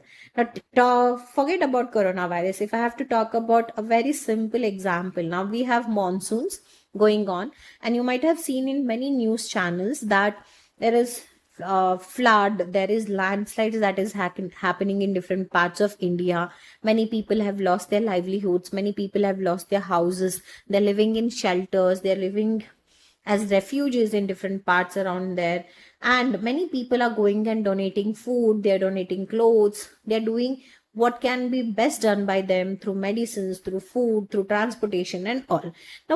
Now, for example, in your school they might have started a drive called as collection of donation materials, which could be in the terms of cash, food, clothes, or something like that. And you might be sending it to people in Wayanad, or you might be sending it to people in Arunachal Pradesh, or you might be sending it to a person living in Assam who is suffering because of flood or landslides over here. Why? Because we believe in this concept called as Vasudhaiva Kutumbakam, which means the world is one family, and when a member of one family is in great difficulty, then it becomes the responsibility of the other member to help that person over there. So this idea of Vasudhaiva Kutumbakam is a sense of interdependence, which is the basic most important part of social science, which we have to understand when we basically study about the concept called as global interactions and relationships. So you might have heard Modi supporting Ukraine, or Modi supporting Russia during the time of Russia and Ukraine war, or Modi may not be doing anything during the time of US and Iran war over there, or we might be showing some levels of help to any one of the country over there. These are global interactions, and we cannot live without each other. We have to support one another country at the times of hardships and difficulties, because India cannot just exist as one country over here. We need to have global relationships and global interactions for us to flourish in a much better way. And this idea of interdependence is the most important concept of social science, which is the base of human society existing in terms of social science also. So I hope my reflections have been clear so far over here. Moving ahead with yet another traditional concept, early reflections on governance in India also linked political authority with public welfare and ethical responsibility. The Arthashastra, attributed to Kautilya, composed about 2000 years ago, examined administration, economic management, taxation, and the duties of rulers towards their people. Such work shows that systematic thinking about governance and the economy existed long before even modern academic disciplines developed. Now, the earlier two concepts of Vasudhaiva Kutumbakam and Panchamahabhutas tells us about human life and interconnectedness with the other society as well as the environment that they are living in. But this concept of Arthashastra over here is an example of humans and the administration system that has been developed over here. Now, the mention of Arthashastra is very much important over here. Arthashastra is nothing but the concept of political governance and a proper administration that has to be followed by a state for proper and very good existence of human life and society and flourishment of every individual that lives in the society. Now, this Arthashastra is not something that is composed as 100 or 200 years ago. It was composed and written around 2000 years ago by Chanakya, who is also mentioned in your textbook as Kautilya. Okay. Now, what did this person do, or what does this concept of Arthashastra discusses? It discusses the concept of administration, how the government should function, how the taxes should be collected, how the economy of the country should be maintained, how law should be made, then what are the duties of the rulers and how people have to be governed over here, which in simple terms it tells that what are the activities and what are the responsibilities of a king, how he should collect fares, taxes in a fair way, how he is supposed to protect the people, how he is supposed to bring development in the regions that he is ruling, and how he is supposed to ensure justice. So this idea did not come because of modernization, or it did not come because of the Britishers. This system of a proper governance existed in India since thousands of years ago, especially if we talk the time of Chanukyas over here. And today, do we see a proper attributions of the same things that the Arthashastra talks. So in today's India's government functions in a similar way. We have parliament, we have police, we have courts, we have municipal corporations, and all of these function according to the rules and regulations set up by the government, and the government definitely works for the welfare of the people over here. Somewhere we are very close to the governance system that has evolved over the period of time. So Britishers did not teach Indians something new. They actually learned a lot of new things that existed in India, but they had to put a tagline under the name of the Britishers to make it more modernized, to make themselves look more powerful around the world over there. Okay. So these traditions demonstrate that the effort to understand society through observation, reasoning, and reflection has a long history. Modern social science continues this legacy using new tools and methods to study how society functions and changes over the time. To understand the present, we must trace this long journey of continuity and change and explore how societies have evolved, have have evolved, institutions developed, and how relationship between people and the environment has transformed. Hence, social scientists observe people's life, conduct interviews and surveys, examine documents, and compare different times and places. By gathering information from multiple sources, they develop explanations that are supported by the evidence. This way, social science explains both what endures and what changes, showing how the past shapes the present and how today's actions will influence the future. So why we are supposed to study all these traditions and all, and about this past and all? Because these traditions help us. How do they help us? They help us to understand the society. How we observe the society around us, we try to put reason behind everything that we do, and we reflect on whatever decisions we have taken. And this system is not something that has evolved recently. It has a long history that has existed for a more longer period of time. And this idea of observing, reasoning, and reflecting is also the part of modern social science that is present even till today. So, though we are not doing it in the similar way that it was done years ago, we are using new tools and new methods.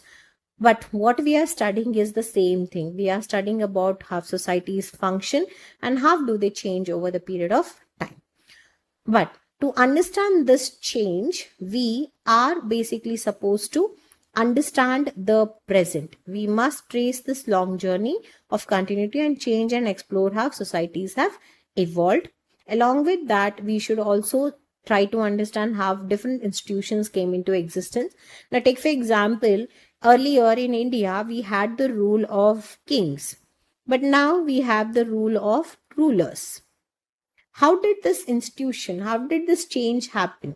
How did this idea of king move to the idea of an elected ruler over here? Okay, so this is what we try to understand, how relationship between people and the environment has transformed over the period of time. So who are studying this? These are basically being studied by social scientists. We in simple terms also call them as researchers too. Okay, they're studied by social scientists and we also call them as researchers. What do these researchers do? They observe the life of people. Apart from just observing from far, they also conduct interviews, they conduct surveys, and whatever material they have collected, they examine those materials or documents, they compare them with different times and places. And whatever information they have gathered through multiple sources, they develop an explanation, and this explanation is supported through evidences, and that's how they come down to a particular conclusion. So social science explains both what endures and what changes, showing how the past shapes the present and how today's action will influence the future. So through this observation, what are we trying to focus on? We are trying to focus on the idea that how social science explain how we are trying to endure the idea that how the decisions of the past has influence the decisions in the present, and it will also help us to understand how today's decisions will influence the regions of future over there. So this is about the entire concept. Now, if I have to explain this last line with an example over here, I would like to take an example of conservation of water. Okay. Now, in our past, people in the past thought of water conservation, and they started to build different types of man-made structures like dams for which act as reservoirs for collecting water. Now, that past decision today has helped us to construct even more larger dams to conserve water. Okay. But constructing of dam alone is not a very ideal way of conserving water that can be practiced on a larger scale throughout the world. It also has a lot of advantages, but along with advantages, it also has many disadvantages over there.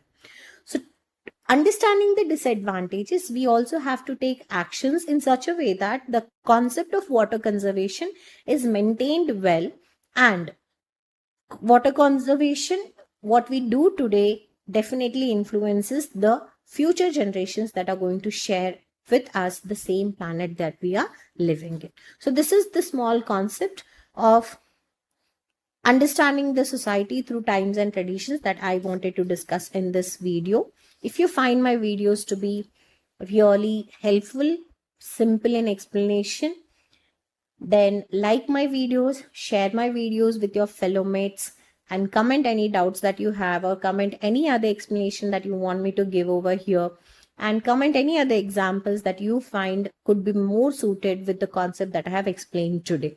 So do not forget to like, share and subscribe my videos. Share it with your friends. Don't just prepare alone. Let them also prepare through my videos. Bye everyone. Let's meet in my next video. Hello everyone. Welcome to my YouTube channel. Let's Revise by Vidyashri Kadlibuddi. In my previous video, we discussed about a very important topic of your new syllabus of social science for class 9 released by CBSE, and that topic was social science as a study of disciplines, where we study that social science is not just merely a subject of history, but it is a combination of different types of disciplines, which includes geography, history, political science and economics for grade 9 and 10. It also includes other disciplines like sociology, philosophy, anthropology, psychology and all, which is not a concern for all of you. So what we are more concerned about, the disciplines are geography, history, economics as well as political science. So these are your 4 important disciplines that we discussed in our previous video. In today's video, we are going to discuss the first very important discipline of social science, that is geography. Okay, so this is one of the major important discipline that we see, or the part of social science that we actually see over here.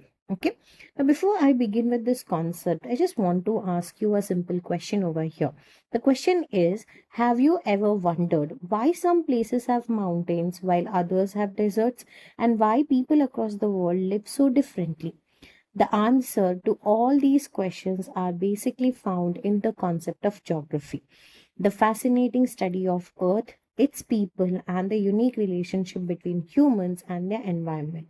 So let's understand geography in the simple way that has been given in this topic. So this topic under the concept of geography explains us that throughout the grade 9 and 10, what are the important concepts of geography that we're going to study, which includes the study of Earth, the formation of landforms, the people who live dependent on these different types of landforms, and what is the relationship between humans and the environment that live on the planet Earth.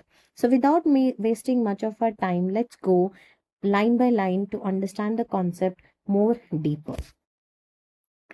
So geography studies the location and distribution of places, objects, materials and people, as well as relationship between human societies and their surroundings. So what is geography over here? Geography is the study of where things are located on Earth, and how are they spread out, and it also studies how people interact with their environment. Like for example, we are studying about location, we are studying about distribution of places, we are studying about distribution of objects, different types of materials, and the people who are dependent on different types of location, the places, the objects, and the materials there. Along with that, it also explains us a very important concept, which is the interdependence relationship that exists between the human societies and the environment or the surroundings that they choose to live in. Suppose, take for example, if we are living in the regions of if we are living in the regions of Karnataka or Kerala or even Tamil Nadu, we generally practice a very important economic activity which is called as coffee cultivation, because the climatic condition is more and more capably suitable for the growth of coffee there.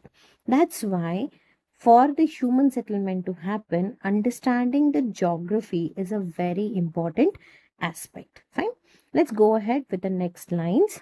It examines both the physical features of the Earth's surface and the human communities that inhabit it, focusing on how people interact with the natural environment and how places influence human life. See, what does geography basically try to explain through its examination?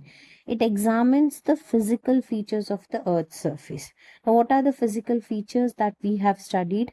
Basic physical features that we have studied in our lower classes are mountains, plains, plateaus, deserts, and islands. That these are some basic physical features that we have studied. So these all are the part of the earth surface, and we try to understand the features of these physical features and the human communities that are going to live in these different places. If you go to mountains, you will see human settlement. If you go to plain areas, you will see human settlement. If you go to plateaus, you will see human settlement. If you go to deserts, we see human settlement. If you go to islands, there also we find the presence of human settlement here. Okay. Along with that, it also focuses on how people interact with the natural environment and how places influence the human life. Now, this is very much important for us to understand. So, what is geography in grade 9 and 10 going to teach us? It is going to tell us this very important aspect. If I have to be very clear, it is going to tell us about this very important aspect, which is nothing but it tells us how humans interact with the natural environment that they are living in. Like, for example, if we are living in the regions of Himalayas, so Himalayas are mountainous regions where vegetation is less. So our lifestyle will adjust according to the climatic condition, the vegetation found over there, and our economic activity will also be dependent on the resources that is available over there. Similarly, if we go to plain areas, we usually see the most important economic activity there is agriculture or farming. This is because of the plain surface area of the land, suitable climatic condition that is found over there. So what are human beings doing over here? Human beings are interacting. They're trying to understand the natural resources which are found around them, and they're trying to make the best use of those natural resources. Fine. I hope I've been very clear so far. Let's move to the next point. Geography seeks to understand where things are located, why are they found over there, and how places near or distant affect one another over the time. Now, this is extremely very much important. So, when we try to understand through geography, what are we trying to understand over there? In through the help of geography, we are trying to understand where things are located. Okay, so where is it located? Okay, apart from understanding where is it located, we also understand why is it located over there only. Okay, why is it located over there only? And the third most important question that a geographer tries to seek here is how the places which are near or far affect one another. Now see, these are three important questions that in geography you should always be asking to keep yourself that inquiry skill awake. The first one is where things are located. Second one is why they are found there. Third, How places near or distant affect one another over the period of time. So, any person who tries to study geography tries to ask these simple basic questions to have a clear concept of any topic that they are studying. Like take for example, if we talk about tea gardens, majority of tea gardens in our country is found in the state of Assam. Okay, so we get to know that we are talking about the tea gardens. Where are they located? They are located in the state of Assam. Now try to find answer to this question. Why they are found there? Why tea gardens are suitably found in these regions of Assam? One, it has fertile soil. Second, it has moderate climate with good amount of required rainfall for the growth of tea gardens over there. Fine. Now apart from this, we also have to understand this very important question. How places near or distant affect one another over the period of time? Now, this is very much important. Take for example, very recently we had the war between US and Iran. Okay. Now US is located in northern hemisphere. Sorry, US is located in the western hemisphere. Iran is located in the eastern hemisphere. These two were fighting with each other. But did India get affected because of this war? Now see, US is somewhere else, Iran is somewhere else, India is somewhere else. Though they are so far from each other, but the effect of the war was felt by even India also. And what is the effect? One common effect that we found over here is the price of the crude oil basically increased. And why did this happen? Because the US and Iran war basically cut off the supply of or reduce the supply of crude oil to different countries, and India is one of the major importers over here.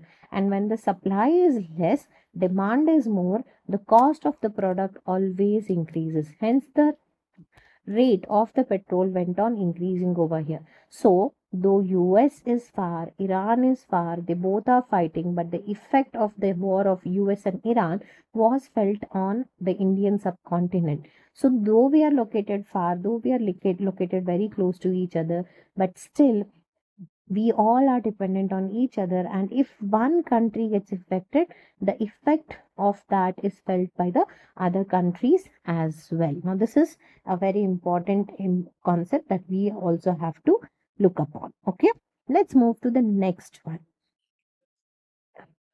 It views the world as a system of interdependencies and adopts a holistic approach by integrating spatial perspectives, location, and its significance with temporal perspectives change over time. Now, this is a very important concept that we have to understand. So, what does geography try to see the world as? It sees the world as a system of interdependencies. Now, that is very much true. Environment is dependent, humans are dependent on environment, and vice versa. Environment is also dependent on the humans over here. Along with that, the geography has a holistic approach means an overall approach to understand a concept in a very much better way. And how does it try to understand? It tries to understand through two perspectives. One is spatial perspective and the other one is temporal perspectives. Now what does spatial perspective mean? It means to understand the location and to understand the significance of any element. And temporal perspective means what? The change that can happen over the period of time. So, geography tries to understand any concept by integrating the spatial approach or a perspective, and the second one is the temporal uh, perspective also. Now, take for example, if I have to give you an example of the spatial perspective. Now, we have the city of Mumbai in our country. Okay. So, Mumbai has become India's financial capital because it has the presence of a natural harbor to park all the ships that come towards the region of India for loading and unloading of goods. So, location of Mumbai is at the bank of these Arabian Sea, and significance of the city of Mumbai is it has the presence of a natural harbor. Likewise, if we have to take an example of the temporal perspective, then we can take the example of Bengaluru or Bangalore. Now, how is this? Now, the city of Bangalore has changed over a period of time. Earlier, it was just a small city, okay, but today it is one of India's most important IT hub and it has developed into a very important IT hub over several decades, especially from the period of 1980s. There's an extreme increase of IT hub in the regions of Bangalore. So, Bangalore is an example of temporal perspective. That means a small city of Bangalore has changed over the time, and today it is one of the most significant cities of our country. Okay, so geography integrates everything and tries to understand the concepts into two perspectives, spatial perspective, and the other one is temporal perspectives. Fine.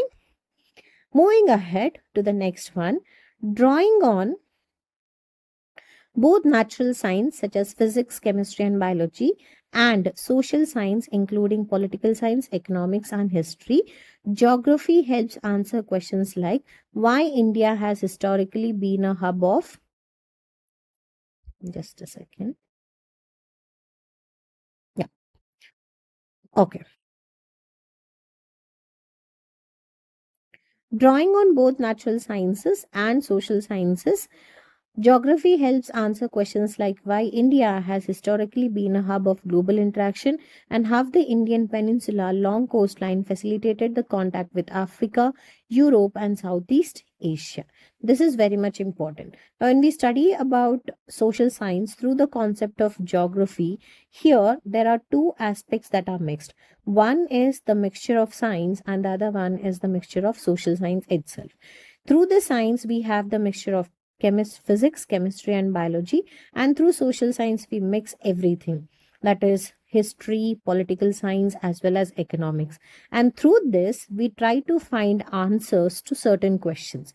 And what are those questions? Why India has historically been a hub of global interaction.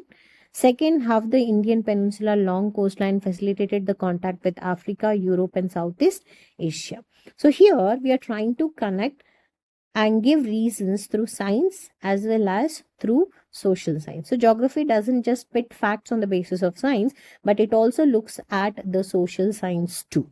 Like, take for example, if I have to give you the answer to the question of why India has historically been a hub of global interaction. It is because of ancient trade routes and civilizations that existed, not just recently through the era of the Britishers, but even much before that also. India was connected to the entire world through the trading systems. Later on, when the sea route was invented, then the long coastal line of peninsula became very much helpful for connecting to the countries of Africa, Europe, and even the Southeast Asia through the ports like Kochi, Surat, Chennai, Mumbai, Kolkata ports, and all. So here we give reasons through science as well as the reasons through social science as through also. Moving ahead, geography as a discipline takes help of various tools to understand concepts and investigate questions. So, how a geographer tries to come down to a conclusion. So, they use different varieties of tools to understand different types of questions, and they frame different types of questions and they investigate, they research on those questions. Fine. So, they collect tools to collect, study, present information accurately. Like, for example, if a geographer is supposed to understand the rainfall pattern, okay, if a geographer wants to study the concept of rainfall pattern, then he has to use tools like weather maps. He has to use tools like satellite images, and he might use many other tools also. To study a simple concept of rainfall pattern, he requires tools like this, okay, and many more over there. So a geographer doesn't just look at his environment and fake answers over here. He has a proper research, he has a proper analysis, he has proper tools, and then finally comes down to a conclusion. So apart from that, just taking example over there, the geographer uses maps, different maps. He uses different types of globes, atlases, geographical information system, infographics, and various other instrumentation. So what are the various tools that are used in geography? One is the concept of map. Second one is globes, atlases, geographical information system, which is also called as the GSA system, where the computer analyzes the geographic data. Then infographics, that is information using pictures, data, charts and symbols, and various other instrumentations are used. Fine. Now these are the names of certain tools used in geography. So keep in mind, these might be very much important in the next lessons that might come ahead over there. So in the course of next 2 years, you will realize how these tools enhance your understanding of the discipline. The discipline that we are talking over here is the discipline of geography, the part of social science, which is geography here. Okay, so in terms of this entire concept, what do we see here is that we will learn how natural forces create and change landforms. We will study about various other concepts that are very fascinating and very interesting in the terms of standard 9 and 10 for the upcoming years. Now here you have been given a small activity, and the activity is a very interesting activity which is called as let's explore. Okay. So what is the activity given over here? You can see this image. This image replicates some website that you have to access. Okay, I'm working on this website right now. When I have a clear idea about this, I'll make a video of this website and upload over there. So what is the task that you're supposed to do is, with the help of NCERT schools Bhuvan portal, you can also map your own village or city. You can access and explore the NCERT school Bhavan portal by visiting the website which has been given over there. So what is this website or this activity that you guys are supposed to do is, you're supposed to visit a portal.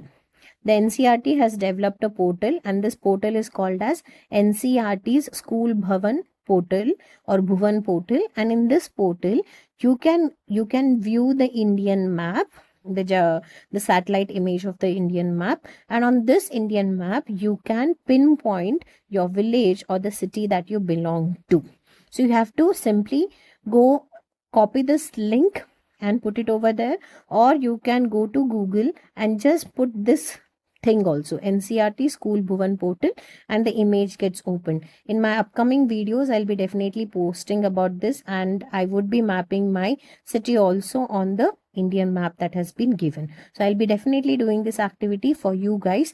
Until then, I want you to do this activity and put in the comment section whether you tried it and how successful was it, and put in the comment section what is the name of your village or city, or from which state do you belong from. Fine, children. So I expect this activity to be done by all of you. So let's see how many of you will be coming up with the answers in the comment section. Moving ahead, over the next 2 years, you will study the processes that shape the Earth's surface and the formation of different landforms. So in the next 2 years, that is in standard 9 now and next in the standard 10, what are you going to study in the concept of geography? So the main focus in the geography would be, you would be studying about shape of the Earth's surface, different land features and all, and you will study how different landforms are basically formed. Apart from this, other than this, you will also study about the atmosphere which is around us, the climate that we all experience, different types of oceans, major types of biomes, and Indian biosphere reserves that are found around us. So geography is going to be extremely fascinating, guys. So be on your toes to learn new concepts and in a very depth way about India. Along with this, you will also be introduced to geospatial technologies, life in different regions of India, and the world, geographical and socio-economic perspectives on selected issues, and the historical development of geographical knowledge. Now, this is very much important. So, what is this what is this geospatial technologies? Geospatial technologies are nothing but GIS, GPS, satellite imageries and all. This is what you're going to study, and you are also going to study about how people live in different regions of India, and you will study about fishermen in Kerala dependent on Arabian Sea and for their livelihood and all, and then you will study about how a simple concept influences the socio-economic perspectives and how historical development of geographical knowledge has taken place over the period of time. Okay, so this is all about one of the major discipline of social science, and that is the concept of geography, which tells you that in your grade 9 and 10 what are the different ideas of geography that you are going to study. So that's definitely not a uh, quick video, but I can say that this is one of the easy understanding of geography. If my explanation has helped you all, then don't forget to like, share, and subscribe to Let's Revise by Vidyashri Kadlibuddi. Keep learning, keep revising, keep succeeding, and see you in my next video.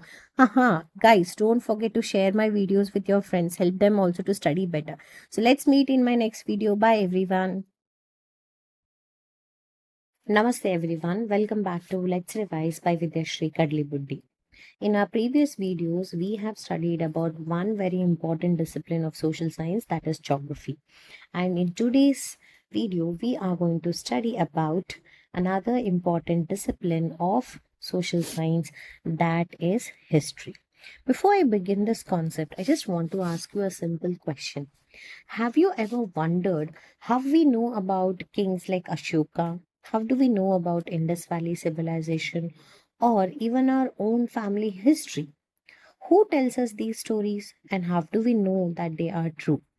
In today's video, we will understand what history is, how historians study the past, and what sources they use, all explained line by line with simple example. So let's begin the video. Let's begin the concept for today. History is the study of human past, through which societies seek to understand people's experiences, values, and changes over the time. So, what does this line mean? It tells us that history is not just about remembering dates or battles. It's the study of human life or human past, along with studying about human past. Human past is nothing but to understand about the people who lived in the past, what they believed in, what problems did they face, and how society changed over the period of time. It helps us answer questions like how did humans start farming? Why were kingdoms formed? How did India gain independence? Or why do we celebrate different festivals today?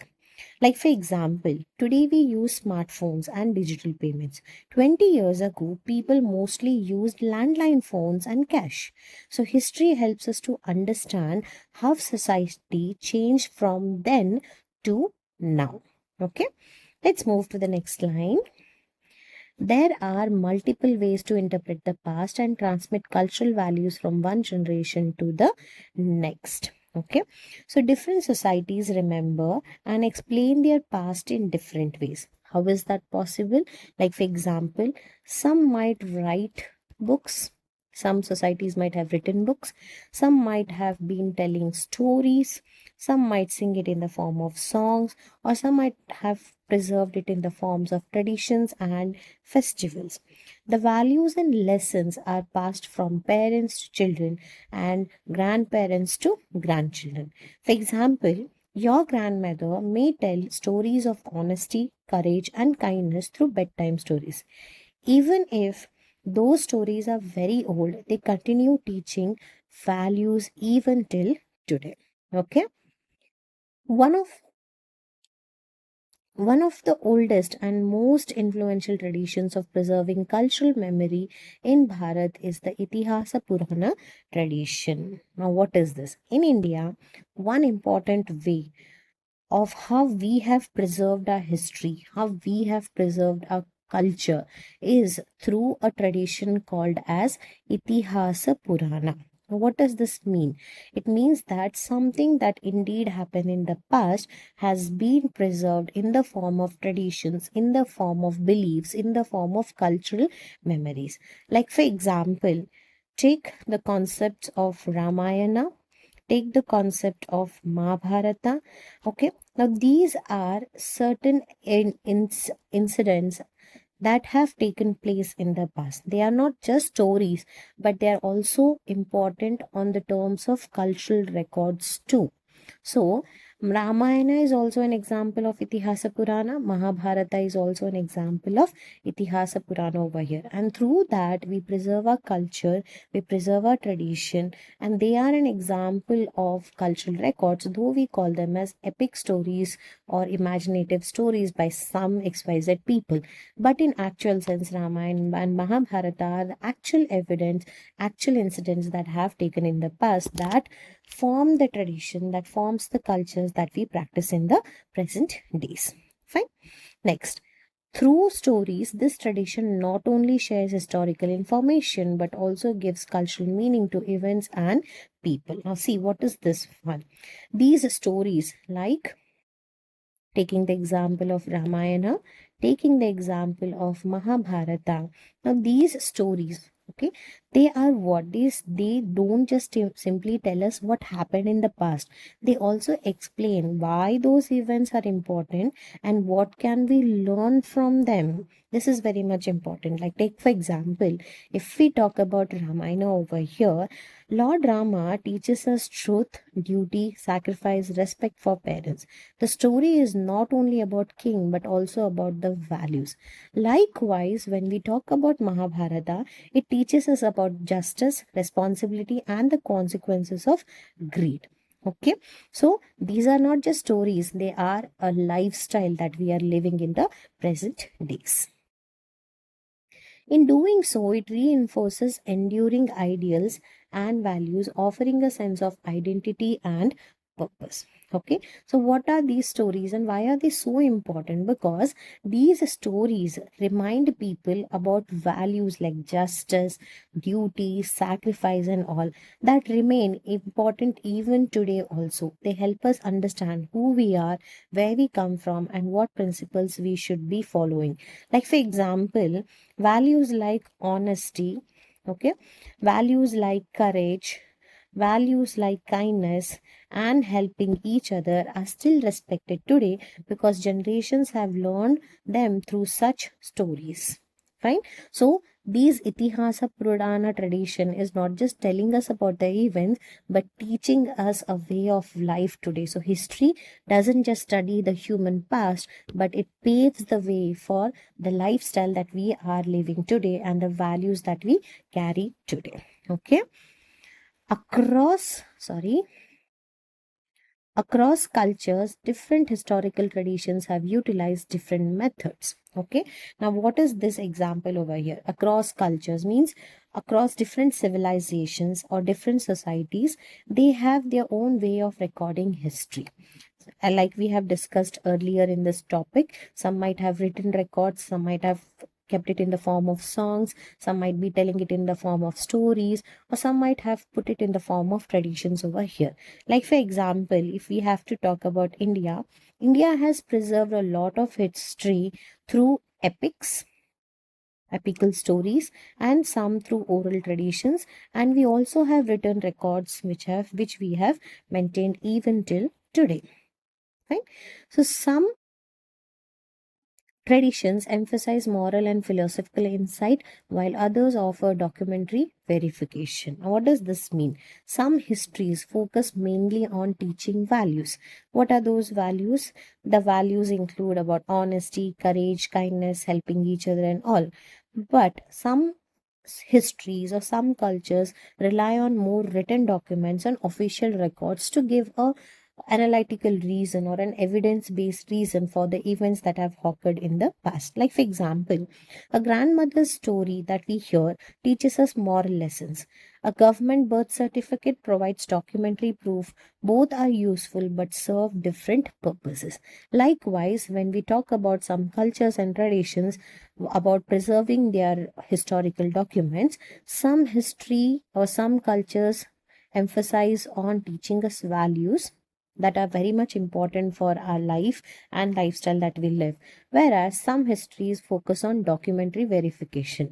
Like, I gave you example, a grandmother teaching us a story moral lessons, which focuses on moral and philosophical insight. But government giving us a birth certificate is an documentary verification. Both are important, but they are serving different purposes. So these are some quite basic examples that I'm giving you to understand the concept in a much clearer and a better way. Moving ahead, modern historiography, by contrast, increasingly relies on empirical evidence and uses tools such as human genetics, carbon dating, archaeology, and other scientific methods to establish timelines and understand the past. So, what does this mean? Modern historiography is nothing but modern historians or historian researchers.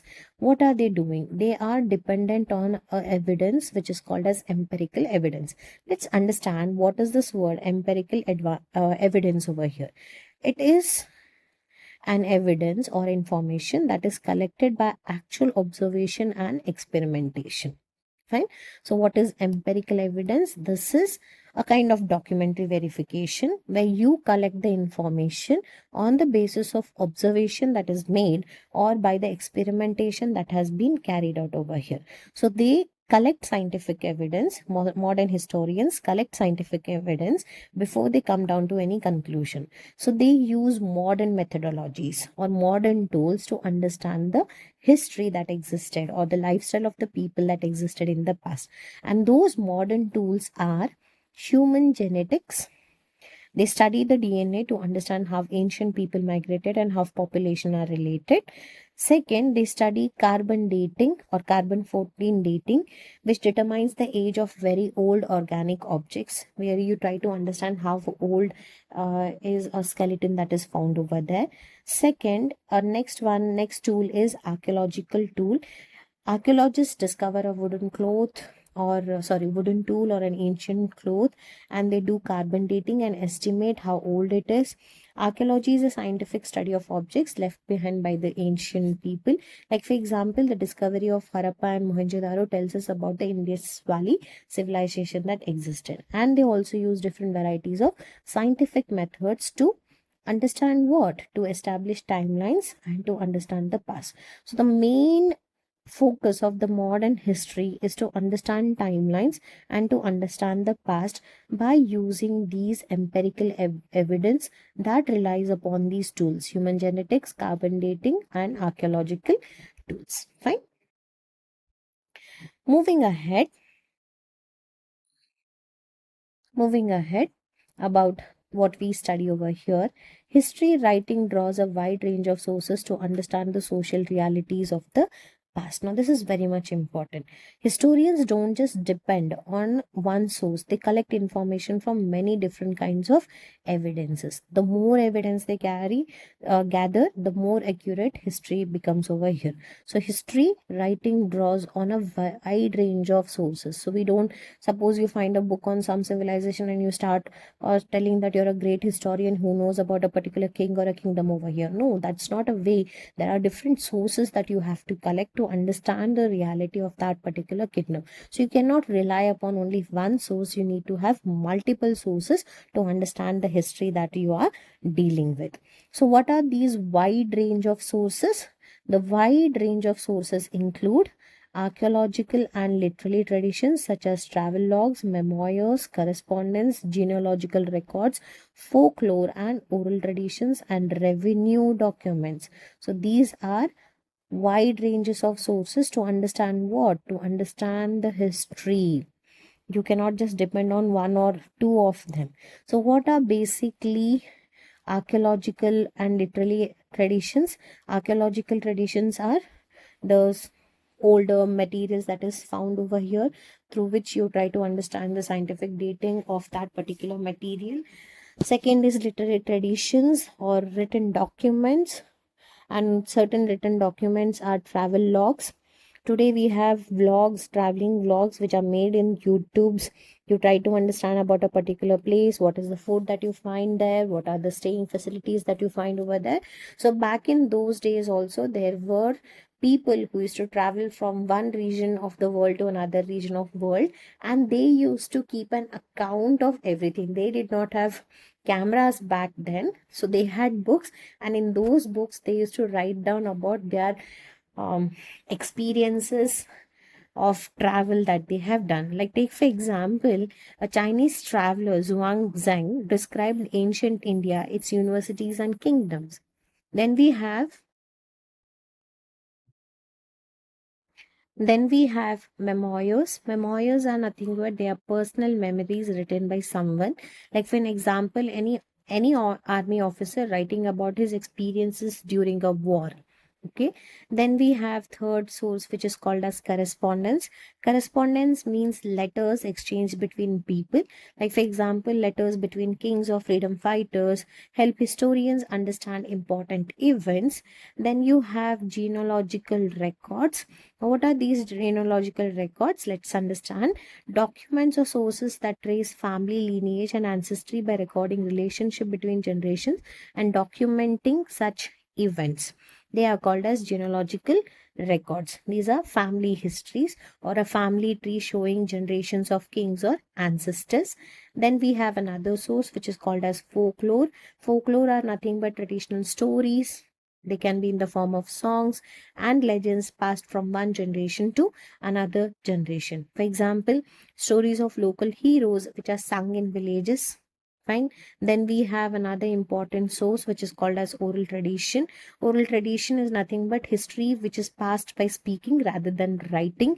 Example, we have many tribal communities preserve their history through storytelling because they don't know how to read and write. So it keeps on passing from one generation to another generation orally, and there might be a lot of changes when it moves from one generation to another generation. There might be diminished information or there might be increased information that we might get. And then the another most important source is the revenue documents that existed. Now, revenue documents are nothing but documents of the government or the kings or the kingdom that are related to taxes and land. Like, for example, land tax records from Mughal period help us understand agriculture and administration. Fine. So these are some examples of historical sources, and these are wide ranges of sources through which we gather evidences and very lot of information to come down to a conclusion related to a timeline of history that we want to study. Moving ahead about this history, material remains used to study the past are known as archaeological sources. These include monuments, architectural structures, excavated sites, artifacts, objects, and art such as sculptures and paintings. Their analysis often involves scientific instrumentation and laboratory testing. So anything physically left, archaeological sources. So these are material remains. Okay, the materials that were used in the past remained in the past, or they were stored in the past, and these material remains that help us to understand the past are basically called as what? They're called as archaeological sources. And examples include monuments which are huge enough for us to see, certain architectural structures, like for example, um, Taj Mahal, Qutub Minar, forts, temples, and all. Then excavated sites, which include Mohenjo-daro and all. Then artifacts are objects made by humans like pots, tools, and all. Then art are like paintings, which are made by human beings, sculptures and paintings. All these are called as archaeological remains, which are material remains of the past that help us to understand the present. Now, we analyze these materials through scientific methods, through laboratory testing to understand the timeline and understand the past that has happened in a particular region. Okay, so this paragraph basically focuses on sources and evidences that can be used by people for understanding the past and a timeline that has happened in the history over there. Moving ahead, what are we going to study over the next 2 years in your grade 9 and 10? So, yes, over the next 2 years, you will learn about early human history and trace major developments in India from the beginnings of civilization to the present days. So, in classes 9 and 10, so over next 2 years, we are focusing on classes 9 and 10. What are we going to study is we are going to study about early human history of the regions of India and what are the major developments that has taken place over here. And we will understand everything from the past civilization to the present days, which includes the ancient India, the medieval India, and the period of modern India also. You will also explore key landmarks in world history, including the Greco-Roman world, the Reformation, the Renaissance, the Enlightenment, and the Industrial Revolution. So, what are we going to study? We are going to study certain global events that has happened in the past, and these global events are landmark histories in relation to India over there. Like, for example, we are going to study about the Greco-Roman world, which is nothing but ancient Greece and Rome, known for the democracy, philosophy, and all. Reformation, a religious movement that transformed Christianity or in the regions of Europe, likewise even in India also. Renaissance is nothing but a period of great progress in art, science, and literature. For example, Leonardo da Vinci painted the Mona Lisa and contributed to science and engineering. And then we are going to focus on enlightenment. This is going to enlighten us about the past, an age when thinkers promoted reason, liberty, and scientific thinking. And we are going to also focus on industrial revolution too, where factories, machines, and steam engines changed the way goods were produced. Right? So, this is what we are going to study for the next 2 years. We are going to move from extreme ancient India to the concept of modern India, focusing on different type of ideas like how did we get the idea of democracy, how reformations happened, how renaissance took place, how India was enlightened, and what was the impact of industrial revolution on India here. Along with this, in addition, you will examine colonialism, its global impact, and various anti-colonial struggles across the world.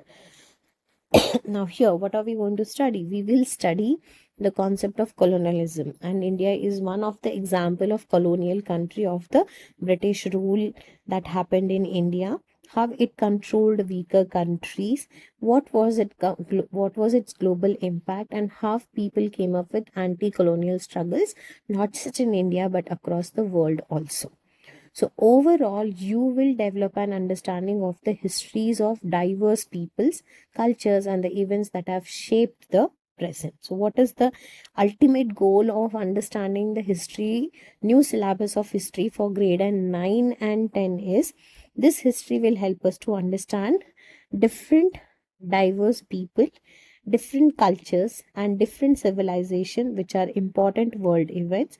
It teaches us why today's world is the way it is, and by studying history we become what? We are going to be becoming informed, we are going to be responsible, and we are going to be even thoughtful citizens also. So history doesn't just teach us about past, it teaches us values, and it gives us a way of lifestyle over here. Now, as we move ahead with the next page, you can see there are some sources that has been given, some images of sources which has been given to you all. Now, what are these sources? Some of the sources read as literary sources. The next one is called as archaeological sources. The next source is called as epigraphic sources. And the last source given to you is called as numismatic sources. Now, what are these sources? Let's understand what is actually literary sources. Literary sources are nothing but written sources. These are the sources through which we collect information about the past. Okay, they are written records that give us information about the past. They include books, religious texts, poems, stories, biographies, and travel accounts and all. Fine. Then moving ahead, the next one is archaeological sources, and in archaeological sources are called as material sources, and these are very much important to understand the past over here.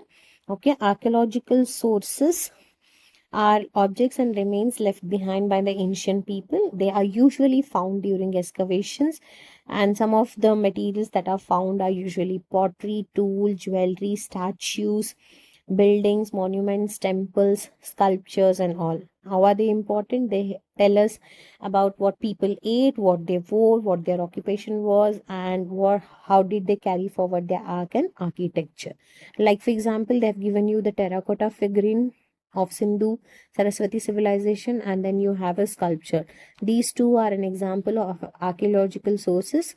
Material remains of the past help us to understand the art and architecture and the lifestyle that people led also. Moving ahead, we have the third one, which is called as the epigraphic sources, which are nothing but inscriptions. Okay, you can see the images over here. There are stones carved with some letters on it. These are inscribed on the stone or in wooden blank and all. They are basically called as epigraphic sources. They are writings engraved on stone, pillars, rock, temples, or metal plates. These writings are basically called as inscriptions over here. Examples that are given to you in your textbook are a Brahmi inscription and Kannada inscription of Emperor Krishna Devaraya that is found over there. They're very much important because they help us to provide information about war, donations, and laws which are made, and administration that were followed, or the monument that was constructed in remembrance of who. And the last important source is very much important sources, numismatic sources, which are nothing but coin as source of history study over here, currency and medals and all. So numismatic sources are ancient coins studied by historians, and the study of coin is basically called as numismatics over here. So there are different types which we see over here. You can see a coin issued by the king Samudragupta of 4th century. Then you have a Mughal coin issued during the reign of Jahangir. Both are completely different. Why were they very much important? Because they used to tell us the name of the ruler. Like you can see in the coin has the figure of King Samudragupta, then this coin has the figure of Jahangir over here. They tell us the name of the ruler and the time period that they ruled over there. So there were different types of coins that existed in the past, which includes gold, silver, and even bronze coins also that were made. Today we have the coins made up of steel, but back in those days they had the coins that were made up of gold, silver, even bronze, and many other materials too. So they also help us to understand religion, trade, and economy. Symbol and languages were used as a key to remember over here.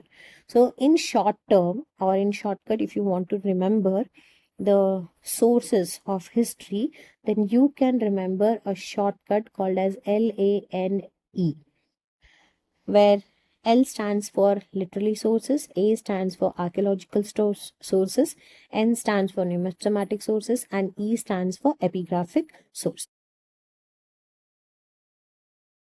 And that's the complete explanation of what history is and what is the history that you are going to study. From understanding social science chapter, explain line by line with simple examples. If this video helped you understand the concept easily, like the video, share it with your classmate, and subscribe to Let's Revise by Vidyashri, Kadlibuddi. Press the bell icon so you never miss our CBSE Class 9 social science. Until next time, keep learning, keep revising, and keep succeeding. Bye everyone. Hello everyone. Welcome back to Let's Revise by Vidyashri Kadlibuddi. Before I begin today's topic, I want to ask a few questions to you guys, expecting a good answers in the comment section for the intro that I'm going to give you.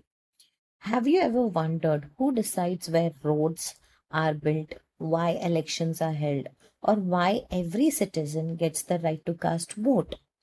So in today's video, we will understand yet another very important discipline of social science, that is nothing but political science, in the simplest way possible with easy explanations and real life Indian examples. So let's begin. Political science is the study of governance which informs us how and why power is distributed, decisions are made, and policies are implemented.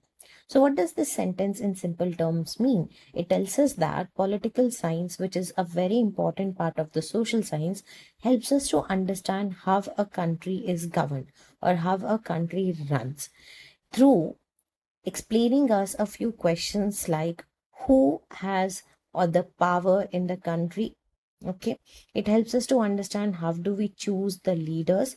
It helps us to understand how decisions are made within the country, and then it helps us to understand how government policies are implemented within a country.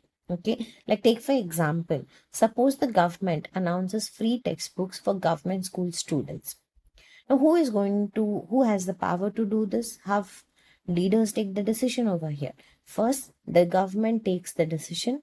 Later on, funds are allocated for this free textbooks. Later on, books are printed, and then finally, they are distributed among the students of the government schools. So, this entire process is what is basically studied in political science, which in simple term means we try to understand how does a country run politically. Fine. Moving ahead with sentence number 2. It is the study of constitutions, government, and institutions of the state. So, what does this mean? It means that political science teaches us about a lot of things. And what are these lot of things? It is a study of combination of things. What are those combinations? One is the constitution, second one is the government, and third one is the institution. So, let's understand each of them one by one. So what is basically constitution?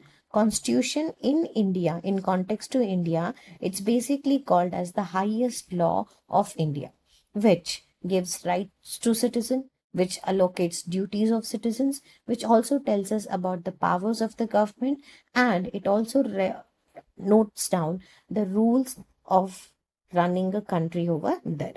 Along with that, the second most important part that we study in political science is about the government that makes laws and works for the welfare of the people. Okay, now how is this government chosen? The government is chosen through the process of elections, where we cast our vote and we choose our leaders, and these leaders on behalf of us make laws for the welfare of the public.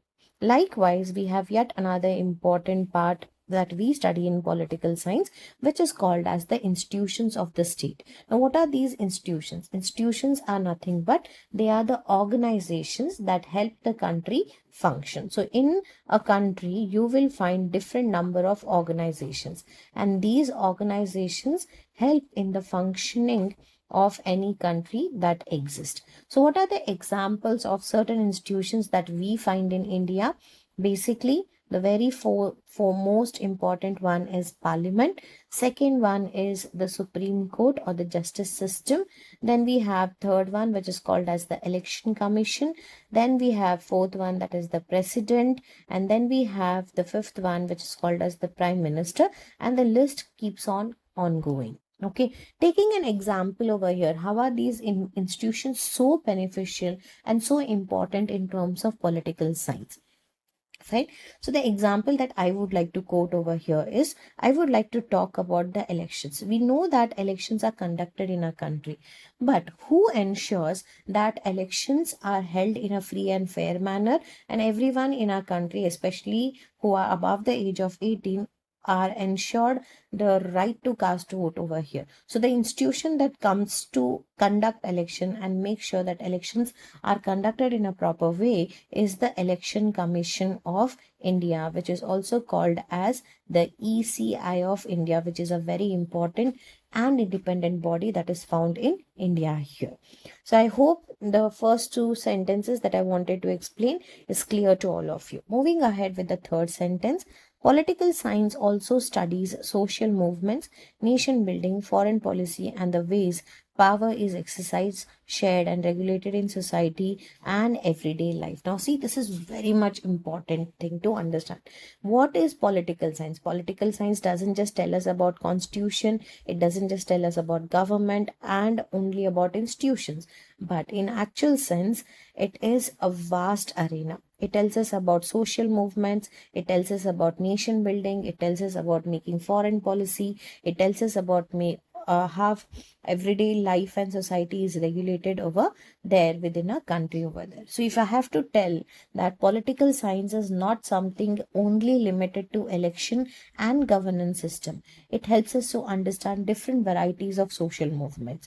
Now, taking example of certain social movements that I would like to quote for you all over here is, social movements are nothing but these are the movements that are started by the people. And why do people start movements? Because they are facing certain problems, and these movements are a way to make their voice reach to the government so that there is some solution to the problem that they can find. Like, for example, we have certain movements like Save Girl Child campaign. You also studied about Chipkov movement. You've studied about Right to Information movement. You've studied about Swachh Bharat Abhiyan. All of these are called as what? Social movements. In each one of them, people are facing certain problem. They come out in the form of rallies. They conduct movements. Many a times these movements are a non-violent form of movements, and through these movements they try to convey what all problems that they are facing in the society, and they expect the government to solve those problems there.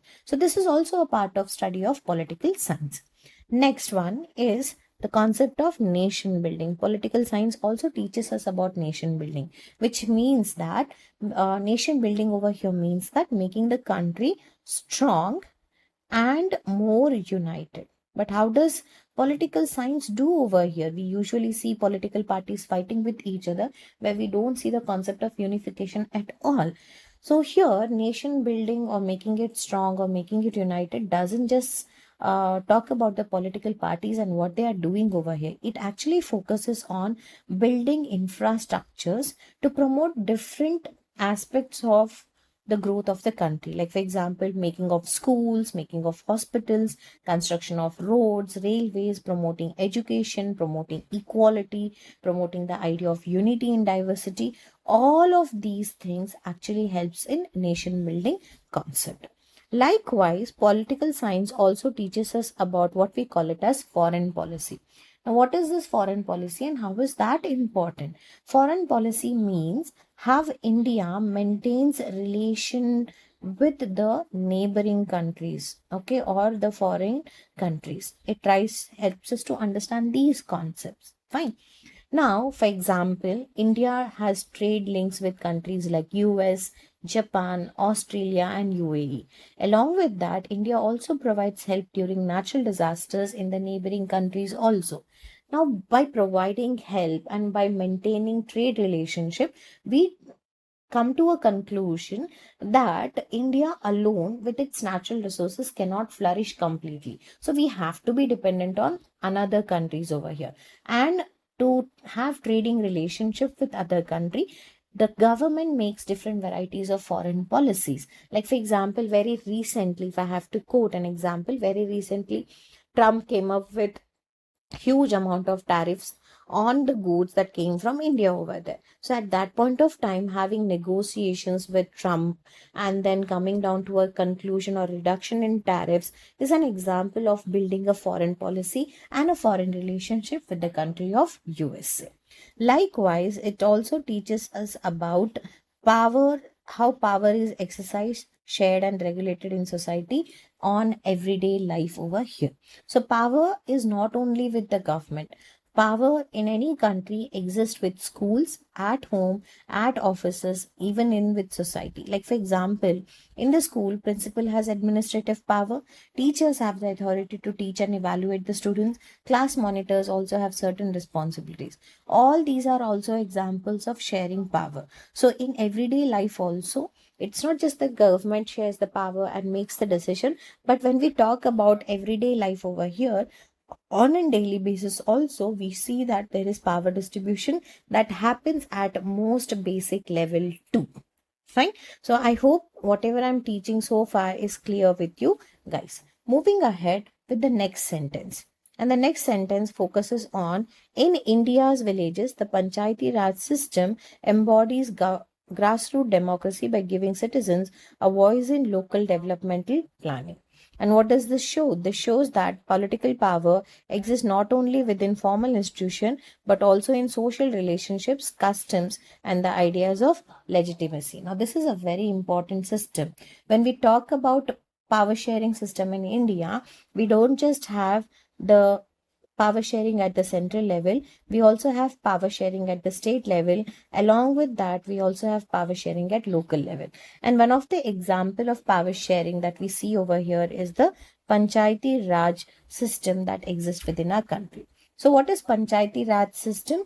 Panchayati Raj system in our country is an example of local self-government in villages, which is also an example of grassroots democracy, which means that democracy in our country starts at the village level over here, where people elect their village representatives, and later on these representatives, or sarpanch and panch, what we call them as, they decide what all facilities or what all welfare activities do they require for their particular village. Like for example, it could be about road construction, it can be about drinking water facility, it can be about street light, it can be about sanitation facilities, or it can be about schools also. Like for example, if villagers need a new bridge across a river, they can decide or discuss it in the Gram Sabha. The elected panchayat plans the work. This shows that common people also participate in the decision making process.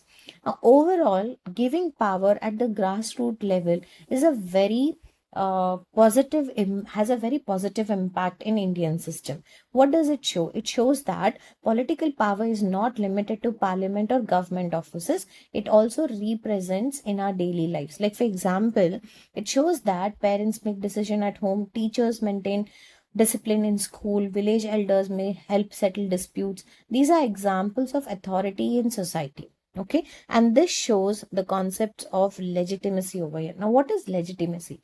Legitimacy means people accept someone's authority because they believe that person is fair and lawful. Like for example, if I have to quote an example for the concept of legitimacy over here, students follow school rules. Why?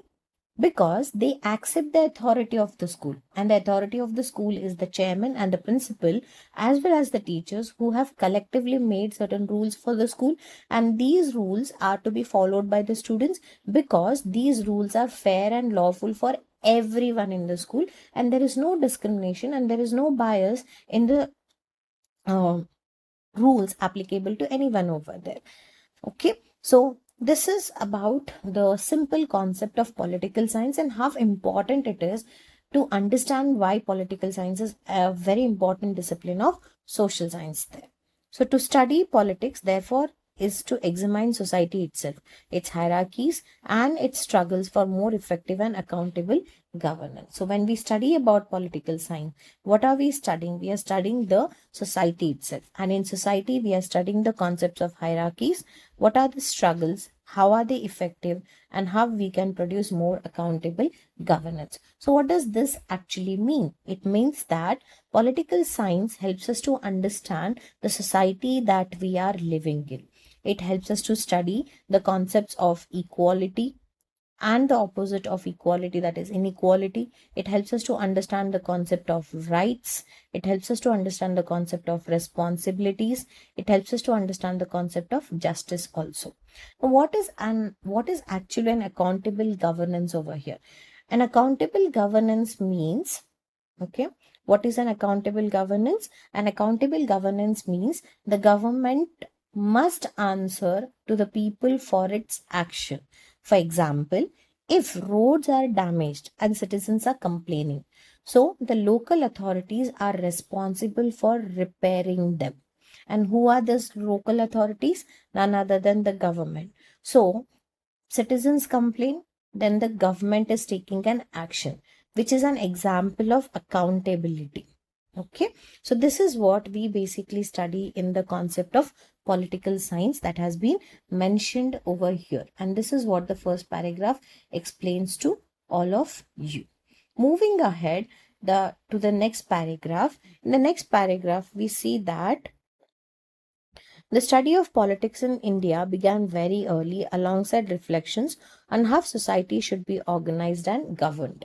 This is very much important to understand. But this idea of governance, this idea of rights, this idea of responsibilities or equality, justice is an idea that was introduced to us just a few years ago or after independence, or did it come from Britishers, or was it existing in India since ages over here? But in the answer to this question is India knows about the good governance system since thousands of years. Even in ancient times, people discussed about good rulers, justice system, duties, as well as laws that are to be made, and how these laws are useful and beneficial to many others who live in those regions or under a particular kingdomship over there. So, politics was not treated as a separate discipline but was closely linked to ideas of dharma, moral duty, artha, economic well being, and rajadharma, the duties of the ruler. Now, see, how was the political governance that existed in our country? In ancient India, people believed that politics should always follow moral values and was never treated something a separate entity. It was always the part of life of people, and they considered that politics is an example of moral value. So it was based on ideas, a few ideas like the concept of dharma, which is called as moral duty. Okay, dharma is nothing but, if I have to put it in simple word, it means that doing the right thing. You might have heard something called as dharmo rakshite rakshita, which means that if you protect the dharma will protect you.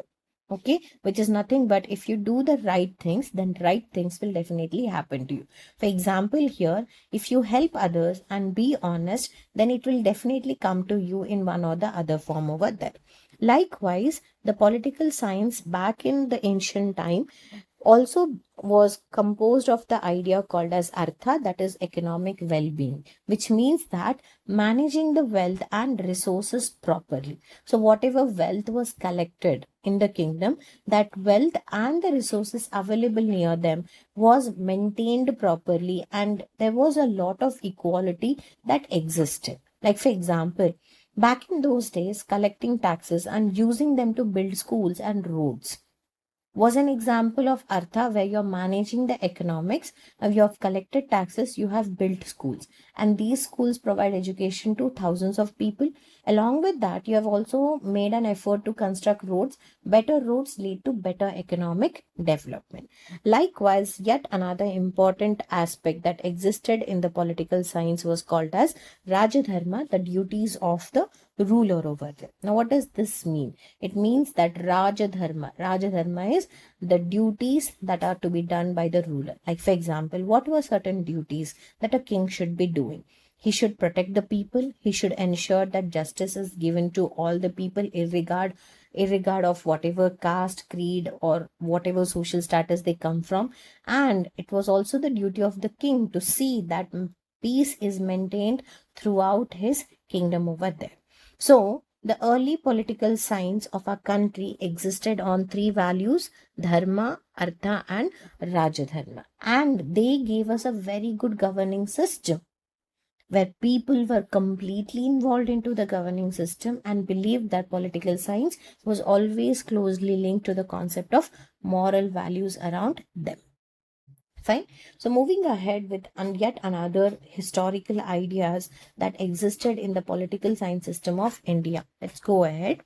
So early texts such as Vedas, Upanishads, and Puranas discuss justice, authority, social order, and the responsibilities of the king and citizens. See, back in those days, India did not just rely on some era concepts. They had very well developed Vedas, they had very well developed Upanishads, they had very well developed Puranas. And all of these used to discuss about the ideas called as justice. They used to discuss the ideas of authority. They used to discuss the ideas of social order. And they used to also talk about the responsibilities of the king. So this is how the Vedas, Upanishads, and these ancient Indian books were very important political values because they used to explain about justice, they used to discuss about good leadership, they used to discuss about responsibilities, they used to discuss about social harmony for the well-being of the entire citizens and the king that existed in those days. So political science of India was a very well organized system that existed in our country. Moving ahead, Indian political thought is further articulated in works such as Mahabharata and Shukranti, which addresses governance, law, and ethical leadership. Now, see, yet another example of political science that existed in our country. Okay, so in our country, we have books related to Mahabharata, we have books related to Shukranti, which explains us about the ideas what we call them as good governing system. It talks about fair leadership or ethical leadership, and it also talks about moral decision making process and importances of laws that should be existing. Okay, like for example, in Mahabharata, many discussions focuses on choosing righteous thing over selfishness. You might have watched many episodes of Mahabharata where Krishna is guiding Arjun. Now whatever guidance or whatever activities happens on this Kurukshetra during the time of Mahabharata, the conversation between Arjun and the conversation between Krishna is what we today proudly acclaim Mahabharata as. And Mahabharata generally talks about doing the right thing over being selfish over them. Fine. Now, yet another example is given to us over there. Among these, the Arthashastra stands out as foundational text on politics and administration, detailing how a state should be governed, how taxes should be collected, how the army should function, and how rulers should ensure the welfare of the people. See, we just did not have a simple governing system. We had evidences, and these evidences used to function on the basis of how a proper governing system should exist. We've already studied about this concept of Arthashastra in the concept of history. What is Arthashastra? Arthashastra is a foundational text which is on the basis of politics and administration system, and this was written by a very famous administrator called as Chanakya, who is also called as Kautilya over here. And what is the main focus of this Arthashastra? The main focus of Arthashastra is on the basis of administration and politics. It also focuses on how the state should be governed or ruled, how taxes should be collected, and how army should function, and how rulers should make sure that all the people are treated well, and there is whatever decision he takes, those decisions should be for the welfare of the people. So it is considered, Arthashastra is considered as one of the most foundational and the earliest books on political science for better governance and for better political existence of a king over there. So this paragraph generally reflects on the ancient examples of political science and histories of political science in our country. So the third paragraph tells us furthermore about what is the Indian political science through this new textbook that has been designed for all of us. Right? So overall, the Indian political thought adopted a holistic approach, linking politics with economic, social life, morality, and defense. So the important of Indian political system is holistic approach, means overall approach, which means that we are going to look at everything together. Politics is going to be connected with economics, it's going to be connected with social life, that is society, it is going to be connected with moral values, that is morality, and it is going to be connected with defense system too. Fine. Now, power was viewed as a responsibility rather than merely a privilege. Now, this is a very important point that we have to understand. Leaders should use power to serve people, but not for personal benefit. Like, for example, a good village leader ensures clean drinking water, good roads, better schools, instead of thinking only about his personal gains. And we do have many such young leaders who work for the society rather than having personal gains. Very recent examples is about the Tamil Nadu CM, a very famous actor Vijay. Garu, who is basically a very example of a very good leader who thinks about public welfare over personal gains. That we see through different examples of Tamil Nadu that we are seeing in the present days. Moving ahead, this tradition helps us understand modern institutions such as Panchayati Raj system, which promotes local self-governance and public participation at village level. In this way, ancient ideas continue to shape India's democratic practices even till today. What does this mean? It means that ancient ideas are very much helpful for the present days because ancient ideas are still influencing what modern politics are present in India. Like, for example, today's Panchayati Raj system encourages what? Two things. One is people's participation. Second one is local decision making, which promotes the idea of democracy over here. And many democratic values we follow today were inspired from the ancient ideas. For example, in the ancient times also, the duty of the king was to do public welfare. Presently, the prime minister, the president, or the MPs or the MLAs are also supposed to do the public welfare only. They are supposed to act as responsible leaders now, and back in those days also, the kings were supposed to act as responsible leaders. Okay, so over the next 2 years coming down, what are you going to study in the political science of class 9 and 10? So over the next 2 years, you will study major contemporary concepts and practices in political science, including democracy, election, authority, civil society, governance, and public policy, and national security and its challenges. So what is the focus over here? The focus would include on democracy, the focus would include on elections. We would also talk about civil society, governing system, public policy, national security, and what all challenges are faced by the political science or the political system in our country. However, a meaningful understanding of political science also requires your own efforts to observe and analyze the political issues around you, along with their linkages with other social science disciplines. Now, what does last sentence mean? It means that political science is not only about reading textbook, it is about observing what happens around you. And along with that, you have to link it with other social science disciplines like history, geography, and economics. For example, you have to observe the election processes, you have to observe the cleanliness drives, you have to observe the Gram Sabha meetings, government schemes like midday meal and all, and try to understand how government makes decision and how these decisions affects the life of people over there. Fine. And that's a complete explanation of political science from the chapter Understanding Social Science in the new CBSE Class 9 syllabus. If my video helped you understand the topic easily, like my video, share it with your friends, and subscribe to Let's Revise by Vidyashri Kadlibuddi.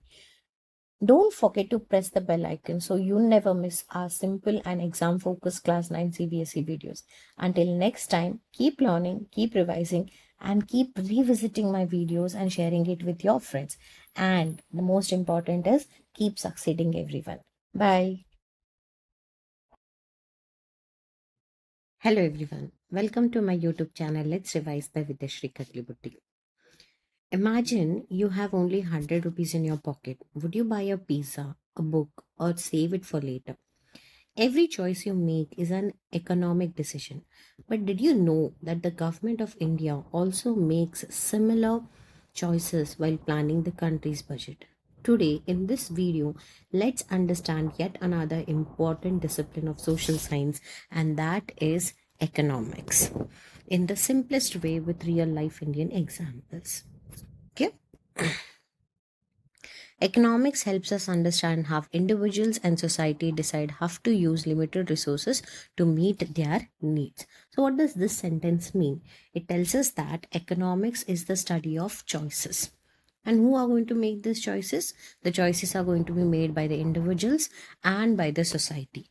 But with what? It tries to tell us that every person has unlimited wants, but the resources available are basically limited. So, what are these resources? Okay, the resources include money, time, land, water, electricity, labor. Now, Since these resources are limited in nature, we must decide how to use them wisely. Like, for example, suppose your parents give you rupees 500 as pocket money.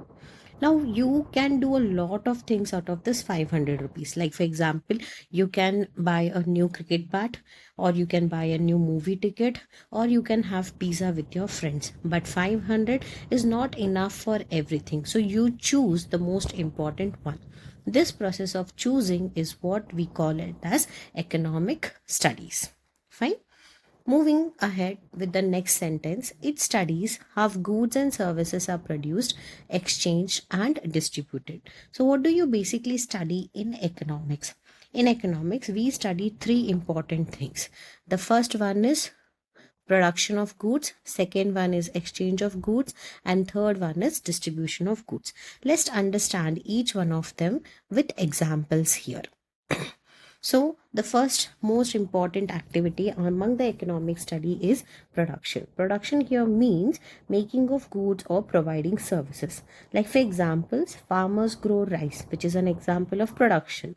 Tata manufactures car, which is an example of production.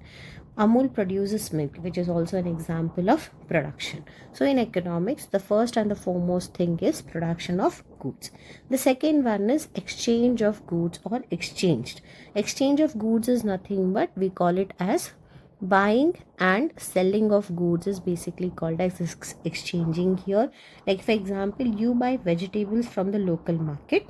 Okay, the shopkeeper receives money, you receive vegetables, and this is called as exchanging. So whenever you go to a shop, you buy commodities in exchange of the money. Fine. Next one is distribution. The most third and the most important part of economic study is what we call it as distribution. Now, what is basically distribution here? Distribution means goods should reach different people across the country. For example, rice is grown in Punjab, which reaches the states of Karnataka, Kerala, and Tamil Nadu, but with whose help it reaches through the help of transportation.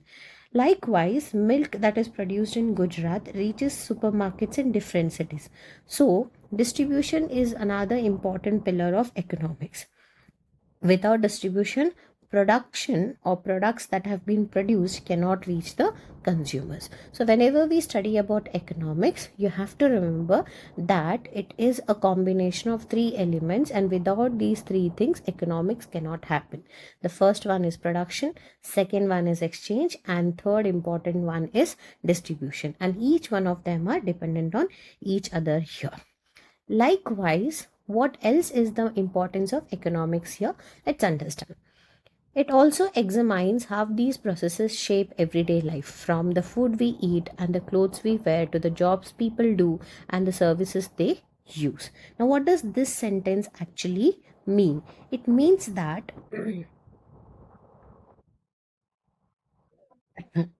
it means that economics affects every part of our daily life. For example, the price of tomatoes increases. Your family may buy fewer tomatoes. Petrol price increases, because of which the cost of bus tickets or transportation also increases.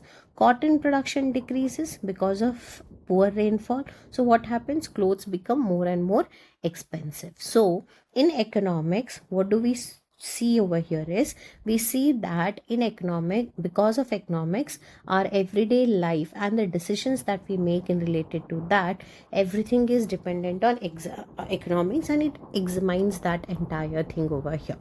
Like, for example, right from the food that we eat to the clothes that we wear and the job that we do and the services that we want, everything is examined in terms of economics here. Along with what else is the job of economics? Economics explores decision making by consumers, producers, and government.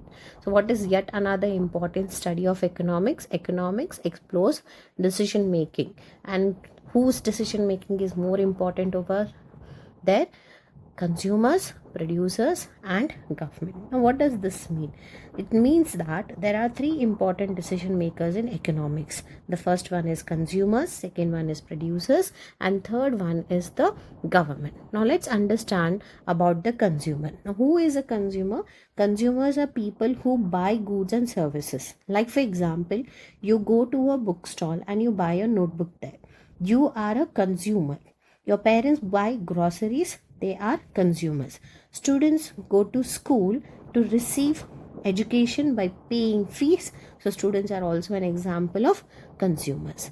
Likewise, in economics, yet another important decision maker is producer. Now, who are producers? Producers are the one who make goods or the one who provide services. For example, farmers who produce food crops or cash crops, factory owners who make variety of goods, bakers or bakery owners, all of them are example of producers. Similarly, government. Now, how does government play a very important role in economics? Now, remember, government always makes policies for the country's economy. Okay, like for example, building highways, providing free education, constructing hospitals, fixing taxes, supporting farmers through schemes. All of this is done with the help of government, and whatever decision the government takes, that always affects the economy of the country. You have to remember this very much, because without government, economics is always disturbed. So the policies and the programs introduced by the government is very much important for the well-being, economic well-being of a country. Moving ahead, consumers decide what to buy, producers determine what and how much to produce, and governments frame policies to balance goals such as growth and stability, efficiency and fairness. Let's understand this. Let's understand each part here. What is the role of consumer? Consumers decide what to buy, right? If many people buy electric scooters, companies produce more electric scooters. Now, what do producers decide? Producers decide what and how much to produce. Suppose summer arrives, ice cream demand increases. So, companies start producing more and more ice cream. Likewise, during winter, they reduce the production of ice cream because there is no much importance or there is no much demand for ice cream there. Likewise, what does the government do? The government plays a very important role, like I have told you already. It frames policies to balance goals such as growth and stability, efficiency and fairness. So government frames policies. Why? Because the government wants to create more jobs, it wants to bring stable prices, it wants to have good economic growth for the country. Likewise, it also wants equal opportunity for everyone. Now let's take an example to understand the role of government in economics for you. Okay. The government provides free ration under food security schemes. You all have studied about PDS system, right? To help poor families. This promotes what? Promotes fairness. And it also promotes growth. Growth means increasing income and production. For example, if the government allows to make more and more factories, more and more businesses, then more and more employment comes into existence. And government also decides the stability of the prices. Now, in a country, a country is not only made up of rich people who can afford any kind of product available in the market. It's a composition of poor, middle class as well as rich people. So having a stable price for the basic commodities is very much essential here, and that is what is controlled by the government or to avoid the inflation and to bring a good efficiency here. Okay, moving ahead. In this way, economics is not only about numbers and markets, but also well-being, equity, and justice. So, what is the main role of studying economics here?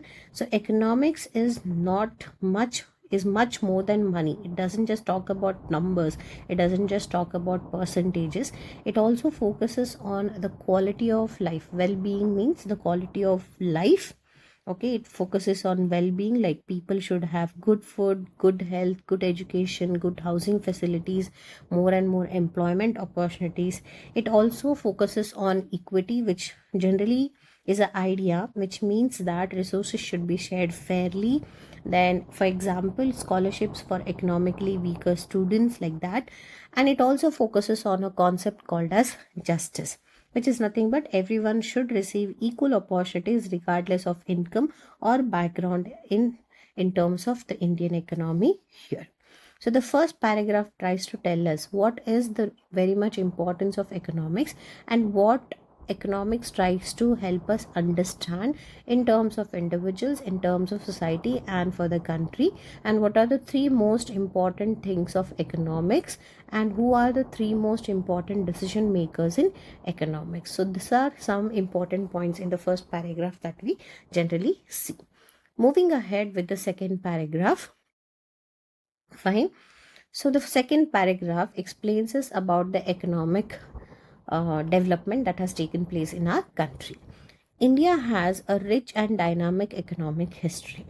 What does this mean? It means that India has been economically strong for thousands of years, and ancient India was famous for dealing with a lot of variety of materials, especially like spices, cotton, silk, jewelry, handicrafts and all. If you all have recently watched movie Kantara 1 and Kantara 2, you can see the trading of spices taking place in that movie, which has been beautifully put up as an history mark in that movie, right? So the economic history of India is very rich and dynamic, and we were very strong in terms of economics. Let's go through some examples to understand the richness of economic history of India. For centuries, it was one of the world's leading economies, an important center of trade, industry, and maritime activity. Now, what does this mean? It means that for centuries, India traded with different countries and different empires that existed in those days. Like, for example, it traded with Romans, it traded with Chinese, it traded with Arabic countries, it traded with Britain, it traded with French, it traded with German, it traded even with Arabic countries, it's traded with even Southeast Asia countries also. Back in those days, ships carried spices, textiles across Indian oceans, and Indian ports were among the busiest ports in the world. Not just today, but even centuries ago, India had sea routes linking different countries around the world, and Indian coastal line was one of the busiest coastal line that existed in the world, even during the times when we did not have existing modern technologies at all. Moving ahead with yet another example, colonial rule disrupted this progress, resulting in widespread poverty, recurrent famines, and the decline of traditional industries. Now, colonial rule, we know that we were the colonials, we were ruled by the Britishers, and we were the colony of the Britishers here. And how did colony of Britishers disturb us? So during the British rule, many Indian industries and many processes of economic activities of Indians basically suffered and had to face a setback. For example, Indian handloom weavers lost work because of British machine-made cloth.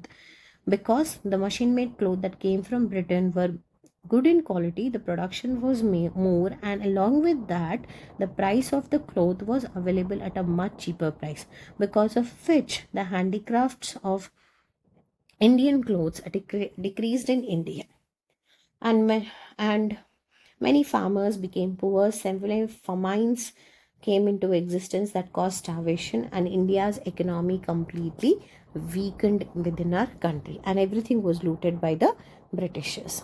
Moving ahead, after independence, India began the task of rebuilding its economy. Now, this is very much important to understand. We were left by the Britishers at such a verge that our economic condition was very close to being zero, because everything of India was looted by the Britishers according to their policies and the programs that benefited the Britishers, not the Indians at all. Now, they gave us independence in the year 1947, but we were left on the verge of poverty. And after getting independence, we were supposed to build back our economy like it existed centuries ago. So we took the task. After 1947, India started focusing on agriculture, industries, education, healthcare facilities, roads, railways, and even scientific researches too. Because we had to rebuild our economy from the scratch, because we were completely looted by the Britishers. So, in recent decades, our country has made significant progress through improvements in infrastructure, expansion of education, technology, reduction in poverty, and rising life expectancy. So, what are recent developments that has happened in India? Recent decade means within some 30, 40 years, what are certain developments that has taken place in our country? So, we have made a lot of development in infrastructure, which includes metro rail, we have expressways and all. Then India has expanded its education in all education and technology in almost every field, because of which we have lot of UPI payments, ISRO missions going on and all. There is a lot of investment in education. We see so many number of schools coming up with so many new methods of teaching and all. Now, as through these employment opportunities being created, there is a reduction in poverty also that is happening.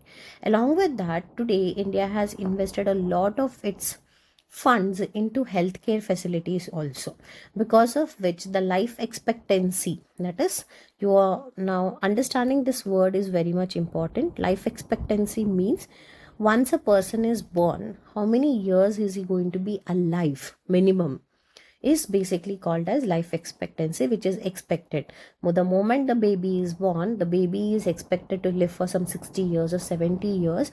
That assumption that the baby born is going to live for 60 years or 70 years or even much more than that is generally called as life expectancy in terms of economics. And for a country having a good amount of life expectancy, at least like more than 60 and all, is considered good, which showcases that the healthcare facilities available in that country is very much good, and almost all kinds of healthcare facilities are easily accessible to people there. Back in the time when we got independence, India's life expectancy was nearly some 50 or something. Today, India's life expectancy is near about 69, 70 plus years. A person may live much more than that, a person may die much before that. But on an average, if you're a person born in India, then at the time of your birth, it is decided that, or it is expected that you're going to live at least for some 69 to 70 years, which is generally called as life expectancies, right? Okay, so coming to the last lines of second paragraph. Yet important challenges remain, particularly in increasing incomes, ensuring that benefits of growth reach all sections of society.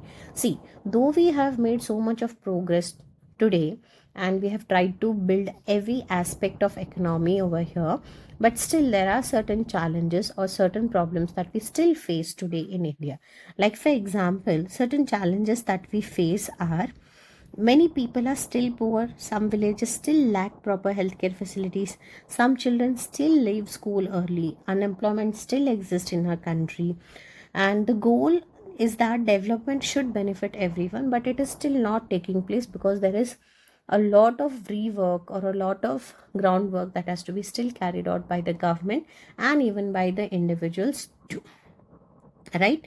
And with proper developments and proper policies and programs, very soon we will definitely achieve a good economic growth, and India will be a part of the developed nations within next few years, like 20-25 years and all. Moving ahead with the third paragraph. Economic development, therefore, remains a central national goal. Now, this is very much important for all of us to concentrate. What is the most important goal of a country? To have a very good economic development.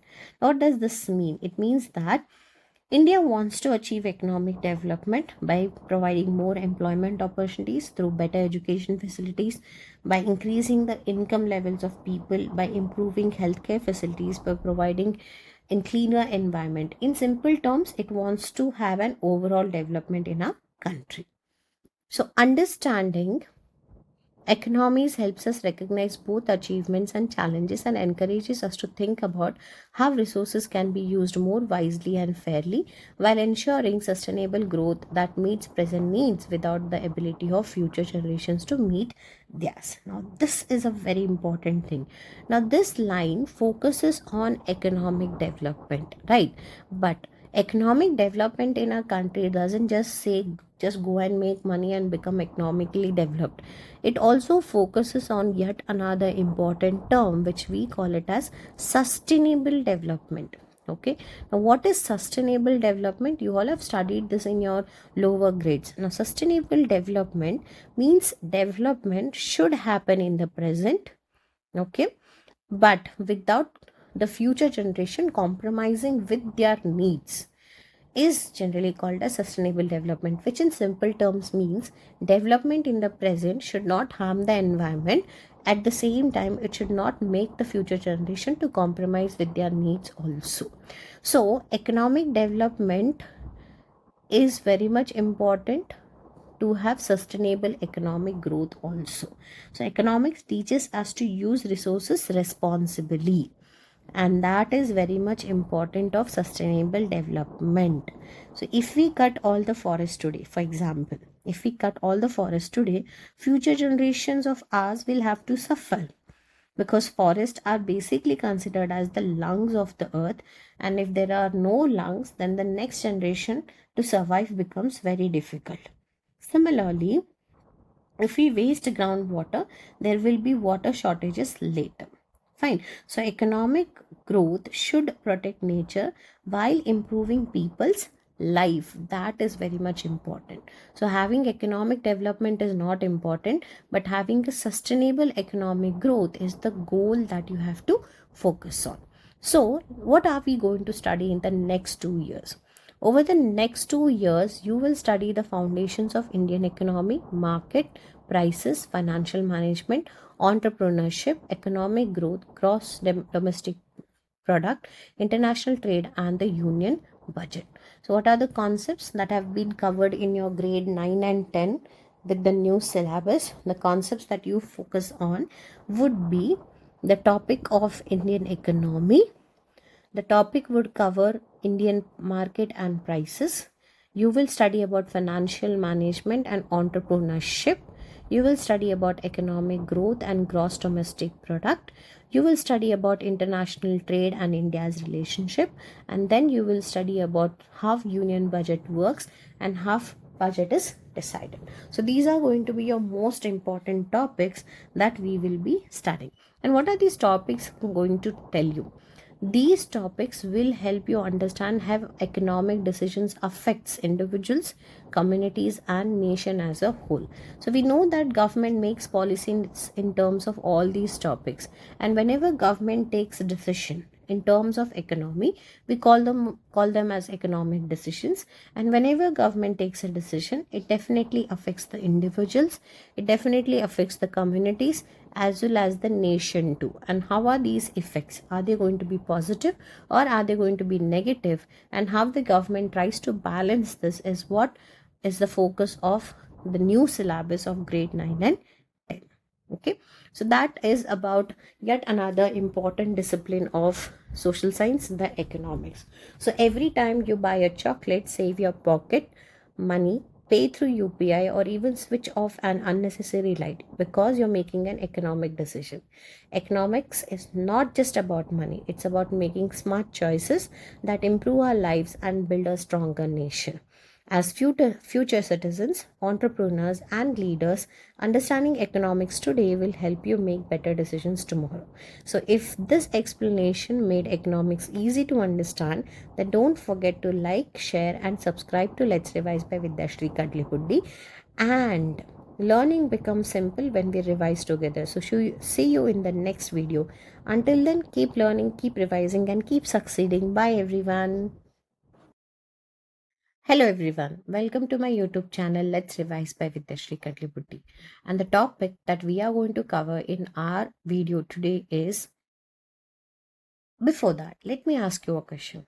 Have you ever wondered why we study history, geography, political science, and economics? In simple terms, why should we study social science? And that's the topic that we are going to cover today. Now, give me an answer. Are you studying social science only to score good marks in your examination? If that is your thought, then the answer to your question is definitely no, because social science is much more than just scoring marks. It helps us to understand the world around us. Along with that, it also helps us to become more and more responsible citizens. And in today's video, I'm going to explain why we should study social science through the text that has been given in your book. Fine. So let's go ahead.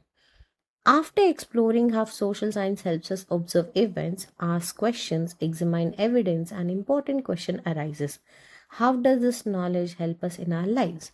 Now, we have gone through four disciplines of social science, that is history, geography, economics, and political science.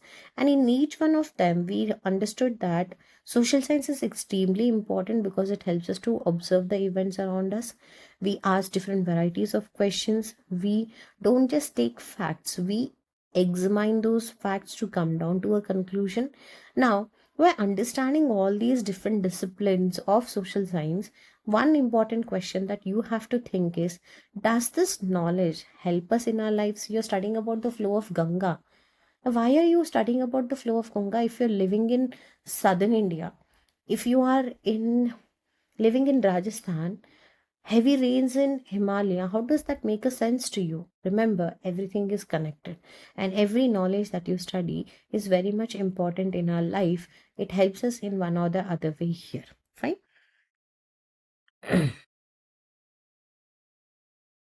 Yeah. So moving ahead, the house you live in, the water you use, the roads you travel on, the school you attend, the markets you visit, even the digital spaces you use are a part of system created and managed by the society. So what does this mean? It means that everything we use in our everyday life is not created by one person. They are a part of larger society system. These systems are planned, they are built, and they are maintained by different people and the government. Like for example, think about your daily routine. You wake up in your house, you drink tap water, you travel on roads, you go to school, you buy things from shop, you use the internet on social media. All these facilities exist because the society works together. Fine. So social science helps us understand how these systems developed, how they function, and how they affect different groups of people. So, what do we understand in social science? It helps us to explain, or it explains us how these systems about living in a house, walking on a road, going to a school, how these systems are created and how are they running, how do they work today, who are benefited from them, who faces problem because of them. For example, a metro train helps people travel faster, but building the metro may require shifting some families from their homes. Social science helps us to understand both the benefits and the challenges that are related to the development there. You also live among people who may speak different languages, follow diverse customs, and practice varied occupations. Now, this is very much important for you to understand. Now, we live in India, and India is a very huge country. And with such a huge country, there are different people who are from different languages. They differ in language, they differ in food, they differ in dressing style, they differ with the celebration of festivals, they have different occupations, they have different traditions, but still we all live together. And how is this possible? Because of social science. For example, now you might be living in you are in classroom, and your classroom may have different students speaking different languages. Like might, for example, there are students who speak Kannada, there might be students who speak Gujarati, there are students who speak Hindi, there are students who speak Marathi, Telugu, Tamil, and all. You might also have some children who celebrate Diwali, you might have some children who celebrate Eid, and some children celebrating Christmas. This diversity is what makes India unique, right? So, going ahead with the next one, why do such differences exist within the same country? How do they continue over time? This is what is very much important for us to understand. This sentence asks us to think, why doesn't everyone in India eat the same food, wear the same clothes, or even speak the same languages? There must be reasons behind these differences, right? So many traditions continue because parents teach their children, and these customs are passed from one generation to another. Like, for example, if a family celebrates Yugadi every year, the children also learn and continue the same tradition over their generations. And what does social science do here? Social science explains these variations as outcomes of geographical, historical, cultural, and economic factors. Now, there are many reasons for the diversity, and those reasons for diversity are explained through social science. And what are those reasons for diversity? The first factor is geographical reason. which includes climate and land. And always climate and the type of land we live influences our life. For example, people in Kashmir wear woolen clothes because it is cold. But if you go to Rajasthan, there people wear loose cotton clothes because it is very hot. Likewise, historical is the next factor, where we now understand that history influences our tradition.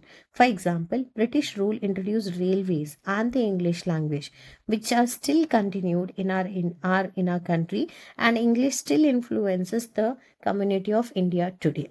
Similarly, the third factor is cultural factor, which means that every community has its own customs and festivals. For example, Onam is celebrated mainly in Kerala. But if you go to Assam, Bihu is very famous. But if you go to Tamil Nadu, Pongal is celebrated there. So culture is also one factor. And the most important factor is economic factor, which means that people's occupation and income also create differences. For example, farmer grows crop, doctor treats patient, teacher educates students, and engineers build bridges. Different jobs create different income, and different income creates different lifestyle. So these four factors are what explained in social science to explain us why variations occur within the lifestyle of the people there. Fine. So this understanding builds respect and cooperation among communities.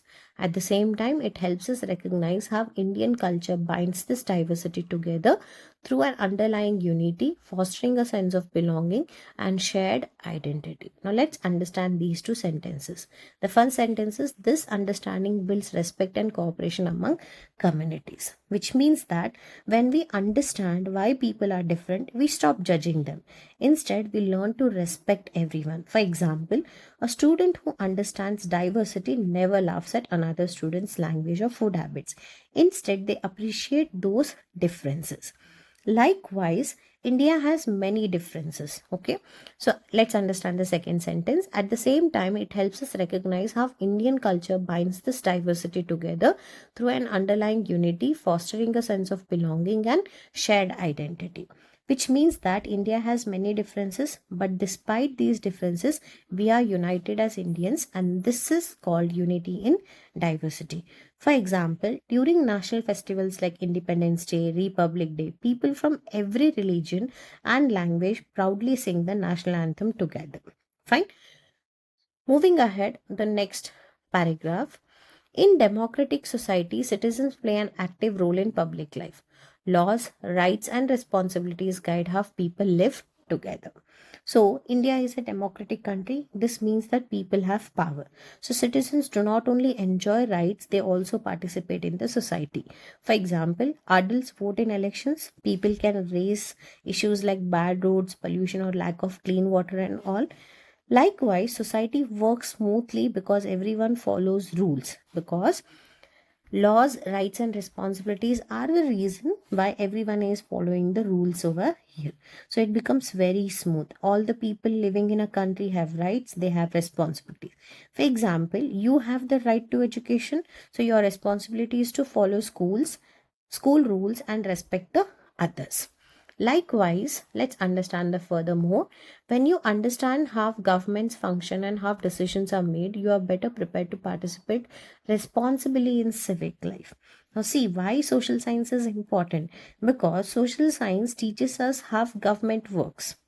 And when we understand how governments work, then we as citizens can participate wisely. For example, if your area has poor roads, people can request the local government to repair them. So, knowing the system helps citizens solve the problems at the grassroots levels only. Right? Similarly, social science also strengthens your ability to think about shared challenges. Okay, what does this mean? It means that many problems affect everyone. So when we study social science, it teaches us to think carefully about finding solution and not just blame the government for any reasons. We as citizens also have to be very much responsible. Like, for example, when you hear about issues such environmental protection, then public health, employment, or urban growth, you learn to ask informed questions about their causes, effects, and possible solution. When a very good example has been given over here. When we understand social science, when we understand how society works, how government works, then what happens is, instead of just accepting and complaining about the problems, we start to understand the cause behind the problem. We understand what is the effect of the problem, and we also think how this problem can be solved. For example, take pollution. If pollution increases, then instead of just blaming the government to reduce the pollution, we as citizens should also be concerned about the society that we are living in. And we should try to understand, why is pollution increasing? We should understand what are the effects of this increasing pollution. And we as citizens should also think what could be certain possible solutions that we can adopt on an individual basis, and what can government do. So if we as individuals change, then the government will also, we can also force the government to change and adopt new technologies to overcome the pollution concept there. So, this habit of careful questioning and reasoning is essential for addressing problems that affect society as a whole. So, good citizens doesn't just believe in rumors. Instead, we have to think logically, we have to use facts, we have to use evidences before we make decisions. And we have to address the problems and reason those causes, find a solution, and this definitely brings a positive change in the society. Smaller changes at grassroots levels definitely brings bigger changes at the government level. For example, before spreading any news on WhatsApp or any social media platform, verifying the news and checking whether the facts are true or no itself makes you as a responsible citizen, rather than just spreading a false rumor around the people there. Going ahead with the last paragraph of the topic, most importantly, social science connects the past, present, and future. Now, this is very much important for all of us to understand. Whenever we talk about social science being connecting dots of past, present, and future, we only refer it to history. But let's understand that social science is not just a part of history, but it is also a part with four other disciplines, where history is very much important because it helps us to understand the past, and political science explains us about the present. Geography explains us economic, also helps us to understand the present and the future. Likewise, geography explains how the actions taken in the present will influence the future decisions or future impacts of the same thing there. Okay, so they together they help us to prepare for the future, and that's a very much important point we have to focus on. By understanding how past decisions shape the present, we become more equipped to make wiser choices for the future. So if we learn from history, fine, we avoid repeating mistakes. We can make better decisions for ourselves and society. Like, for example, learning about environmental damage caused by deforestation encourages us to plant more trees and protect forest for future generation. So in simple terms, if I have to conclude this entire topic of why should we study social science, it is, in simple terms, if I have to say, social science is much more than just being a school subject, because it helps us understand people, society, government, and the world around us. By learning social science, we don't just prepare for exams, we prepare to become informed, responsible, and thoughtful citizens of India. And if you found this explanation helpful, then please like the video, share it with your classmates, subscribe to my channel Let's Revise by Vidyashri Kadlibuddi. Until we meet next in our video. Bye everyone. Hello everyone. Welcome back to Let's Revise by Vidyashri Kadlibuddi. In today's video, we will learn the final topic of chapter 1, Understanding Social Science. In this topic, in this video, we will learn the final topic, and the final topic of chapter number 1, Understanding Social Science, is the future of social science. We will understand why social science is becoming more important in the modern world and how it helps us build a better future. So let's begin. As societies change rapidly, the importance of social science continues to grow. Now, this is very much important. The world is changing very fast. People's lifestyle, job, technology, and culture are changing every day. To understand these changes, social science becomes more and more important. New technologies, expanding cities, environmental concerns, migration, and global connections are reshaping how people live and interact. So, today, technology like artificial intelligence and the internet is changing our lives. Cities are growing, environmental problems are increasing, people are moving from one place to another, and countries are becoming more connected.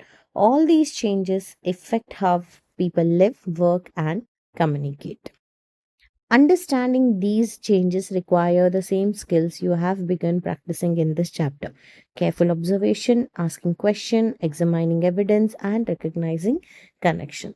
So, to understand these changes, we need certain skills. And what are those skills that we have begun this chapter with? Inquiry skill, which includes observing things carefully around us, asking meaningful questions, studying facts and evidences, and finding connections between different events and ideas.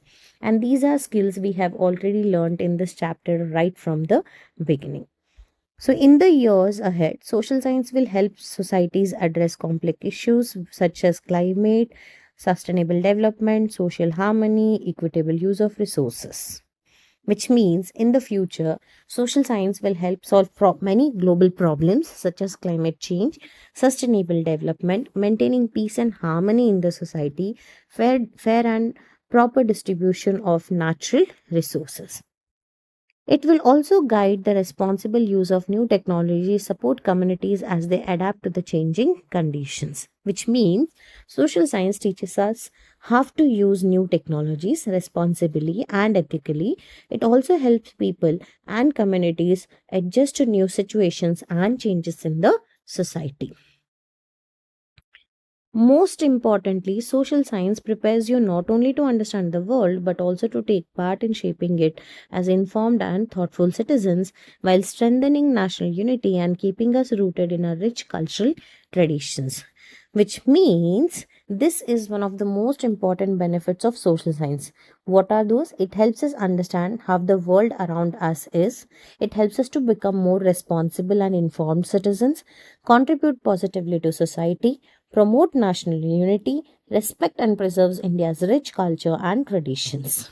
So, the study of social science is therefore a journey from the understanding of how societies evolved to analyzing how they function today and to imagine how they become better in the future.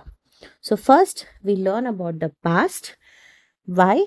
Now, I am telling you why we learn about the past, because social science is like a journey where we first learn about the past and and how societies develop. Then we understand how societies work today.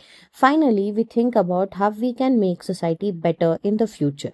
This helps us become responsible citizens who contribute to the progress of our country. And that's all for today's video. I hope you now understood the future of social science in simple and easy way. If this explanation helped you, don't forget to like, share, and subscribe to Let's Revise by Vidyashri Kadlibuddi. Keep learning, keep revising, and I will see you in the next video. Thank you, everyone. Bye. Hello everyone, welcome back to my YouTube channel Let's Revise by Vidyashri Kadlibuddi. In today's video, we will understand an important topic from Class 9 CBSE Social Science textbook. Secondary stage social science, your 2-year learning journey, grades 9 and 10. This topic tells us what we will learn in social science over the next 2 years and why this subject is important in our daily life. So let's begin this simple topic and understand what are we going to study in our grade 9 and 10 according to the new syllabus set up by the NCERT for you, for your class of 9 and for the upcoming class of 10 in the next year.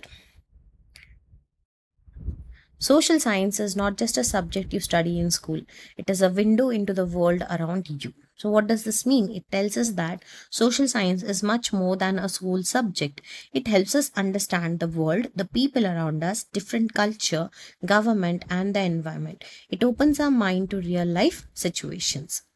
So, by studying social science, you learn not only about the past and present, but also your role as a responsible citizen in shaping the world. So, social science teaches us about history as well as the current events, but at the same time, it helps us understand our duties and responsibilities as citizens so that we can contribute to building a better future. So over the next 2 years, you will explore society in a greater depth through different branches of social science, which means that during your class 9 and class 10, you will study society in detail through four important disciplines of social science, which is history, geography, economics, and political science. Each branch will help us understand society from a different point of view.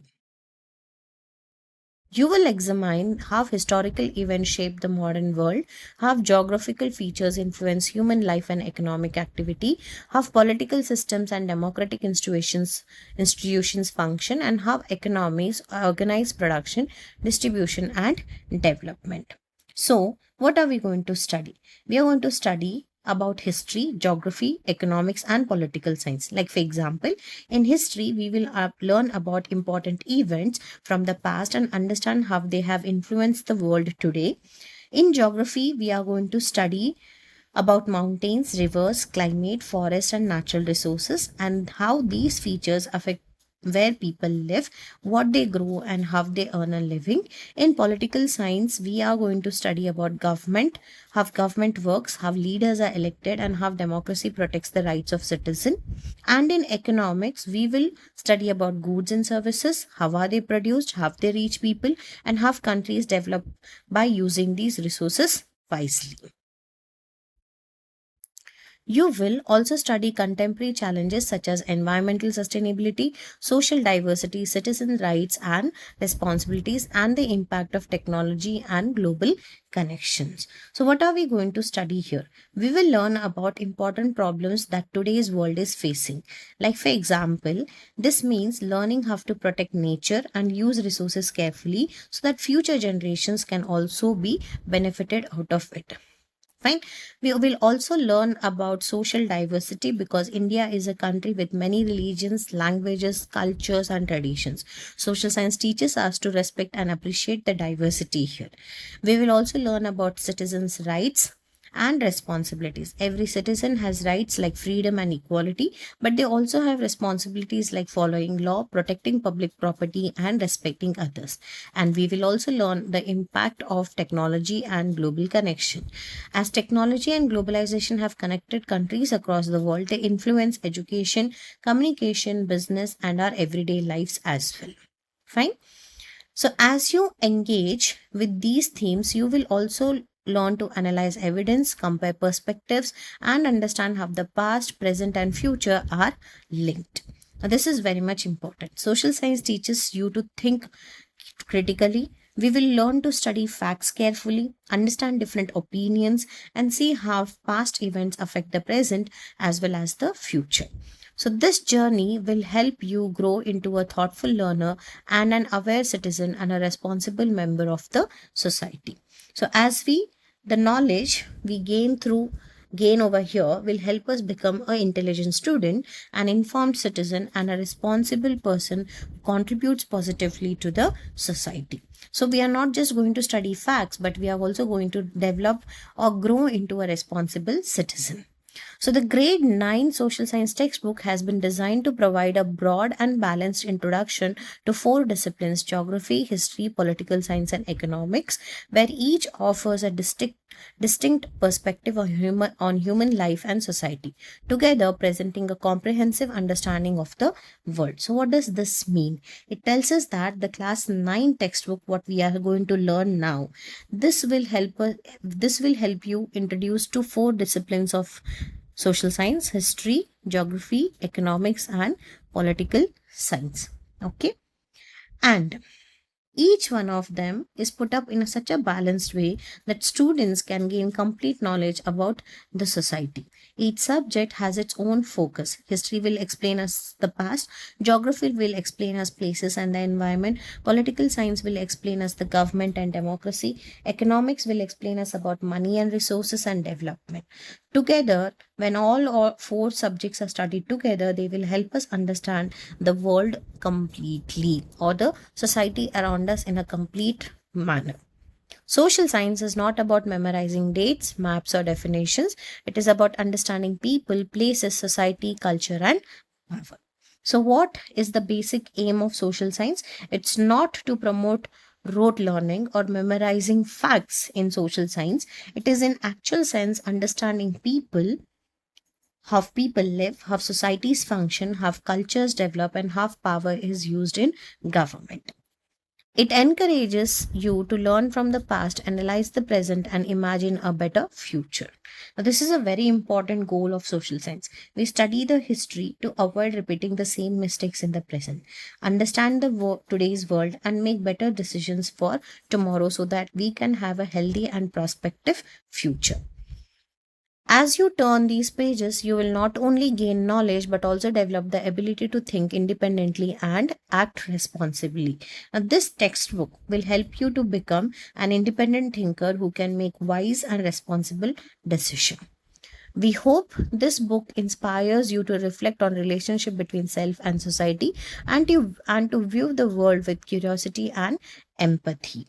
So this book will encourage us to do what? It will encourage us to understand our role in society. It will help us to stay curious about the world and show kindness and respect to others and the environment which is around us. So let this journey help you grow not just as a student but as a responsible citizen of India and the world.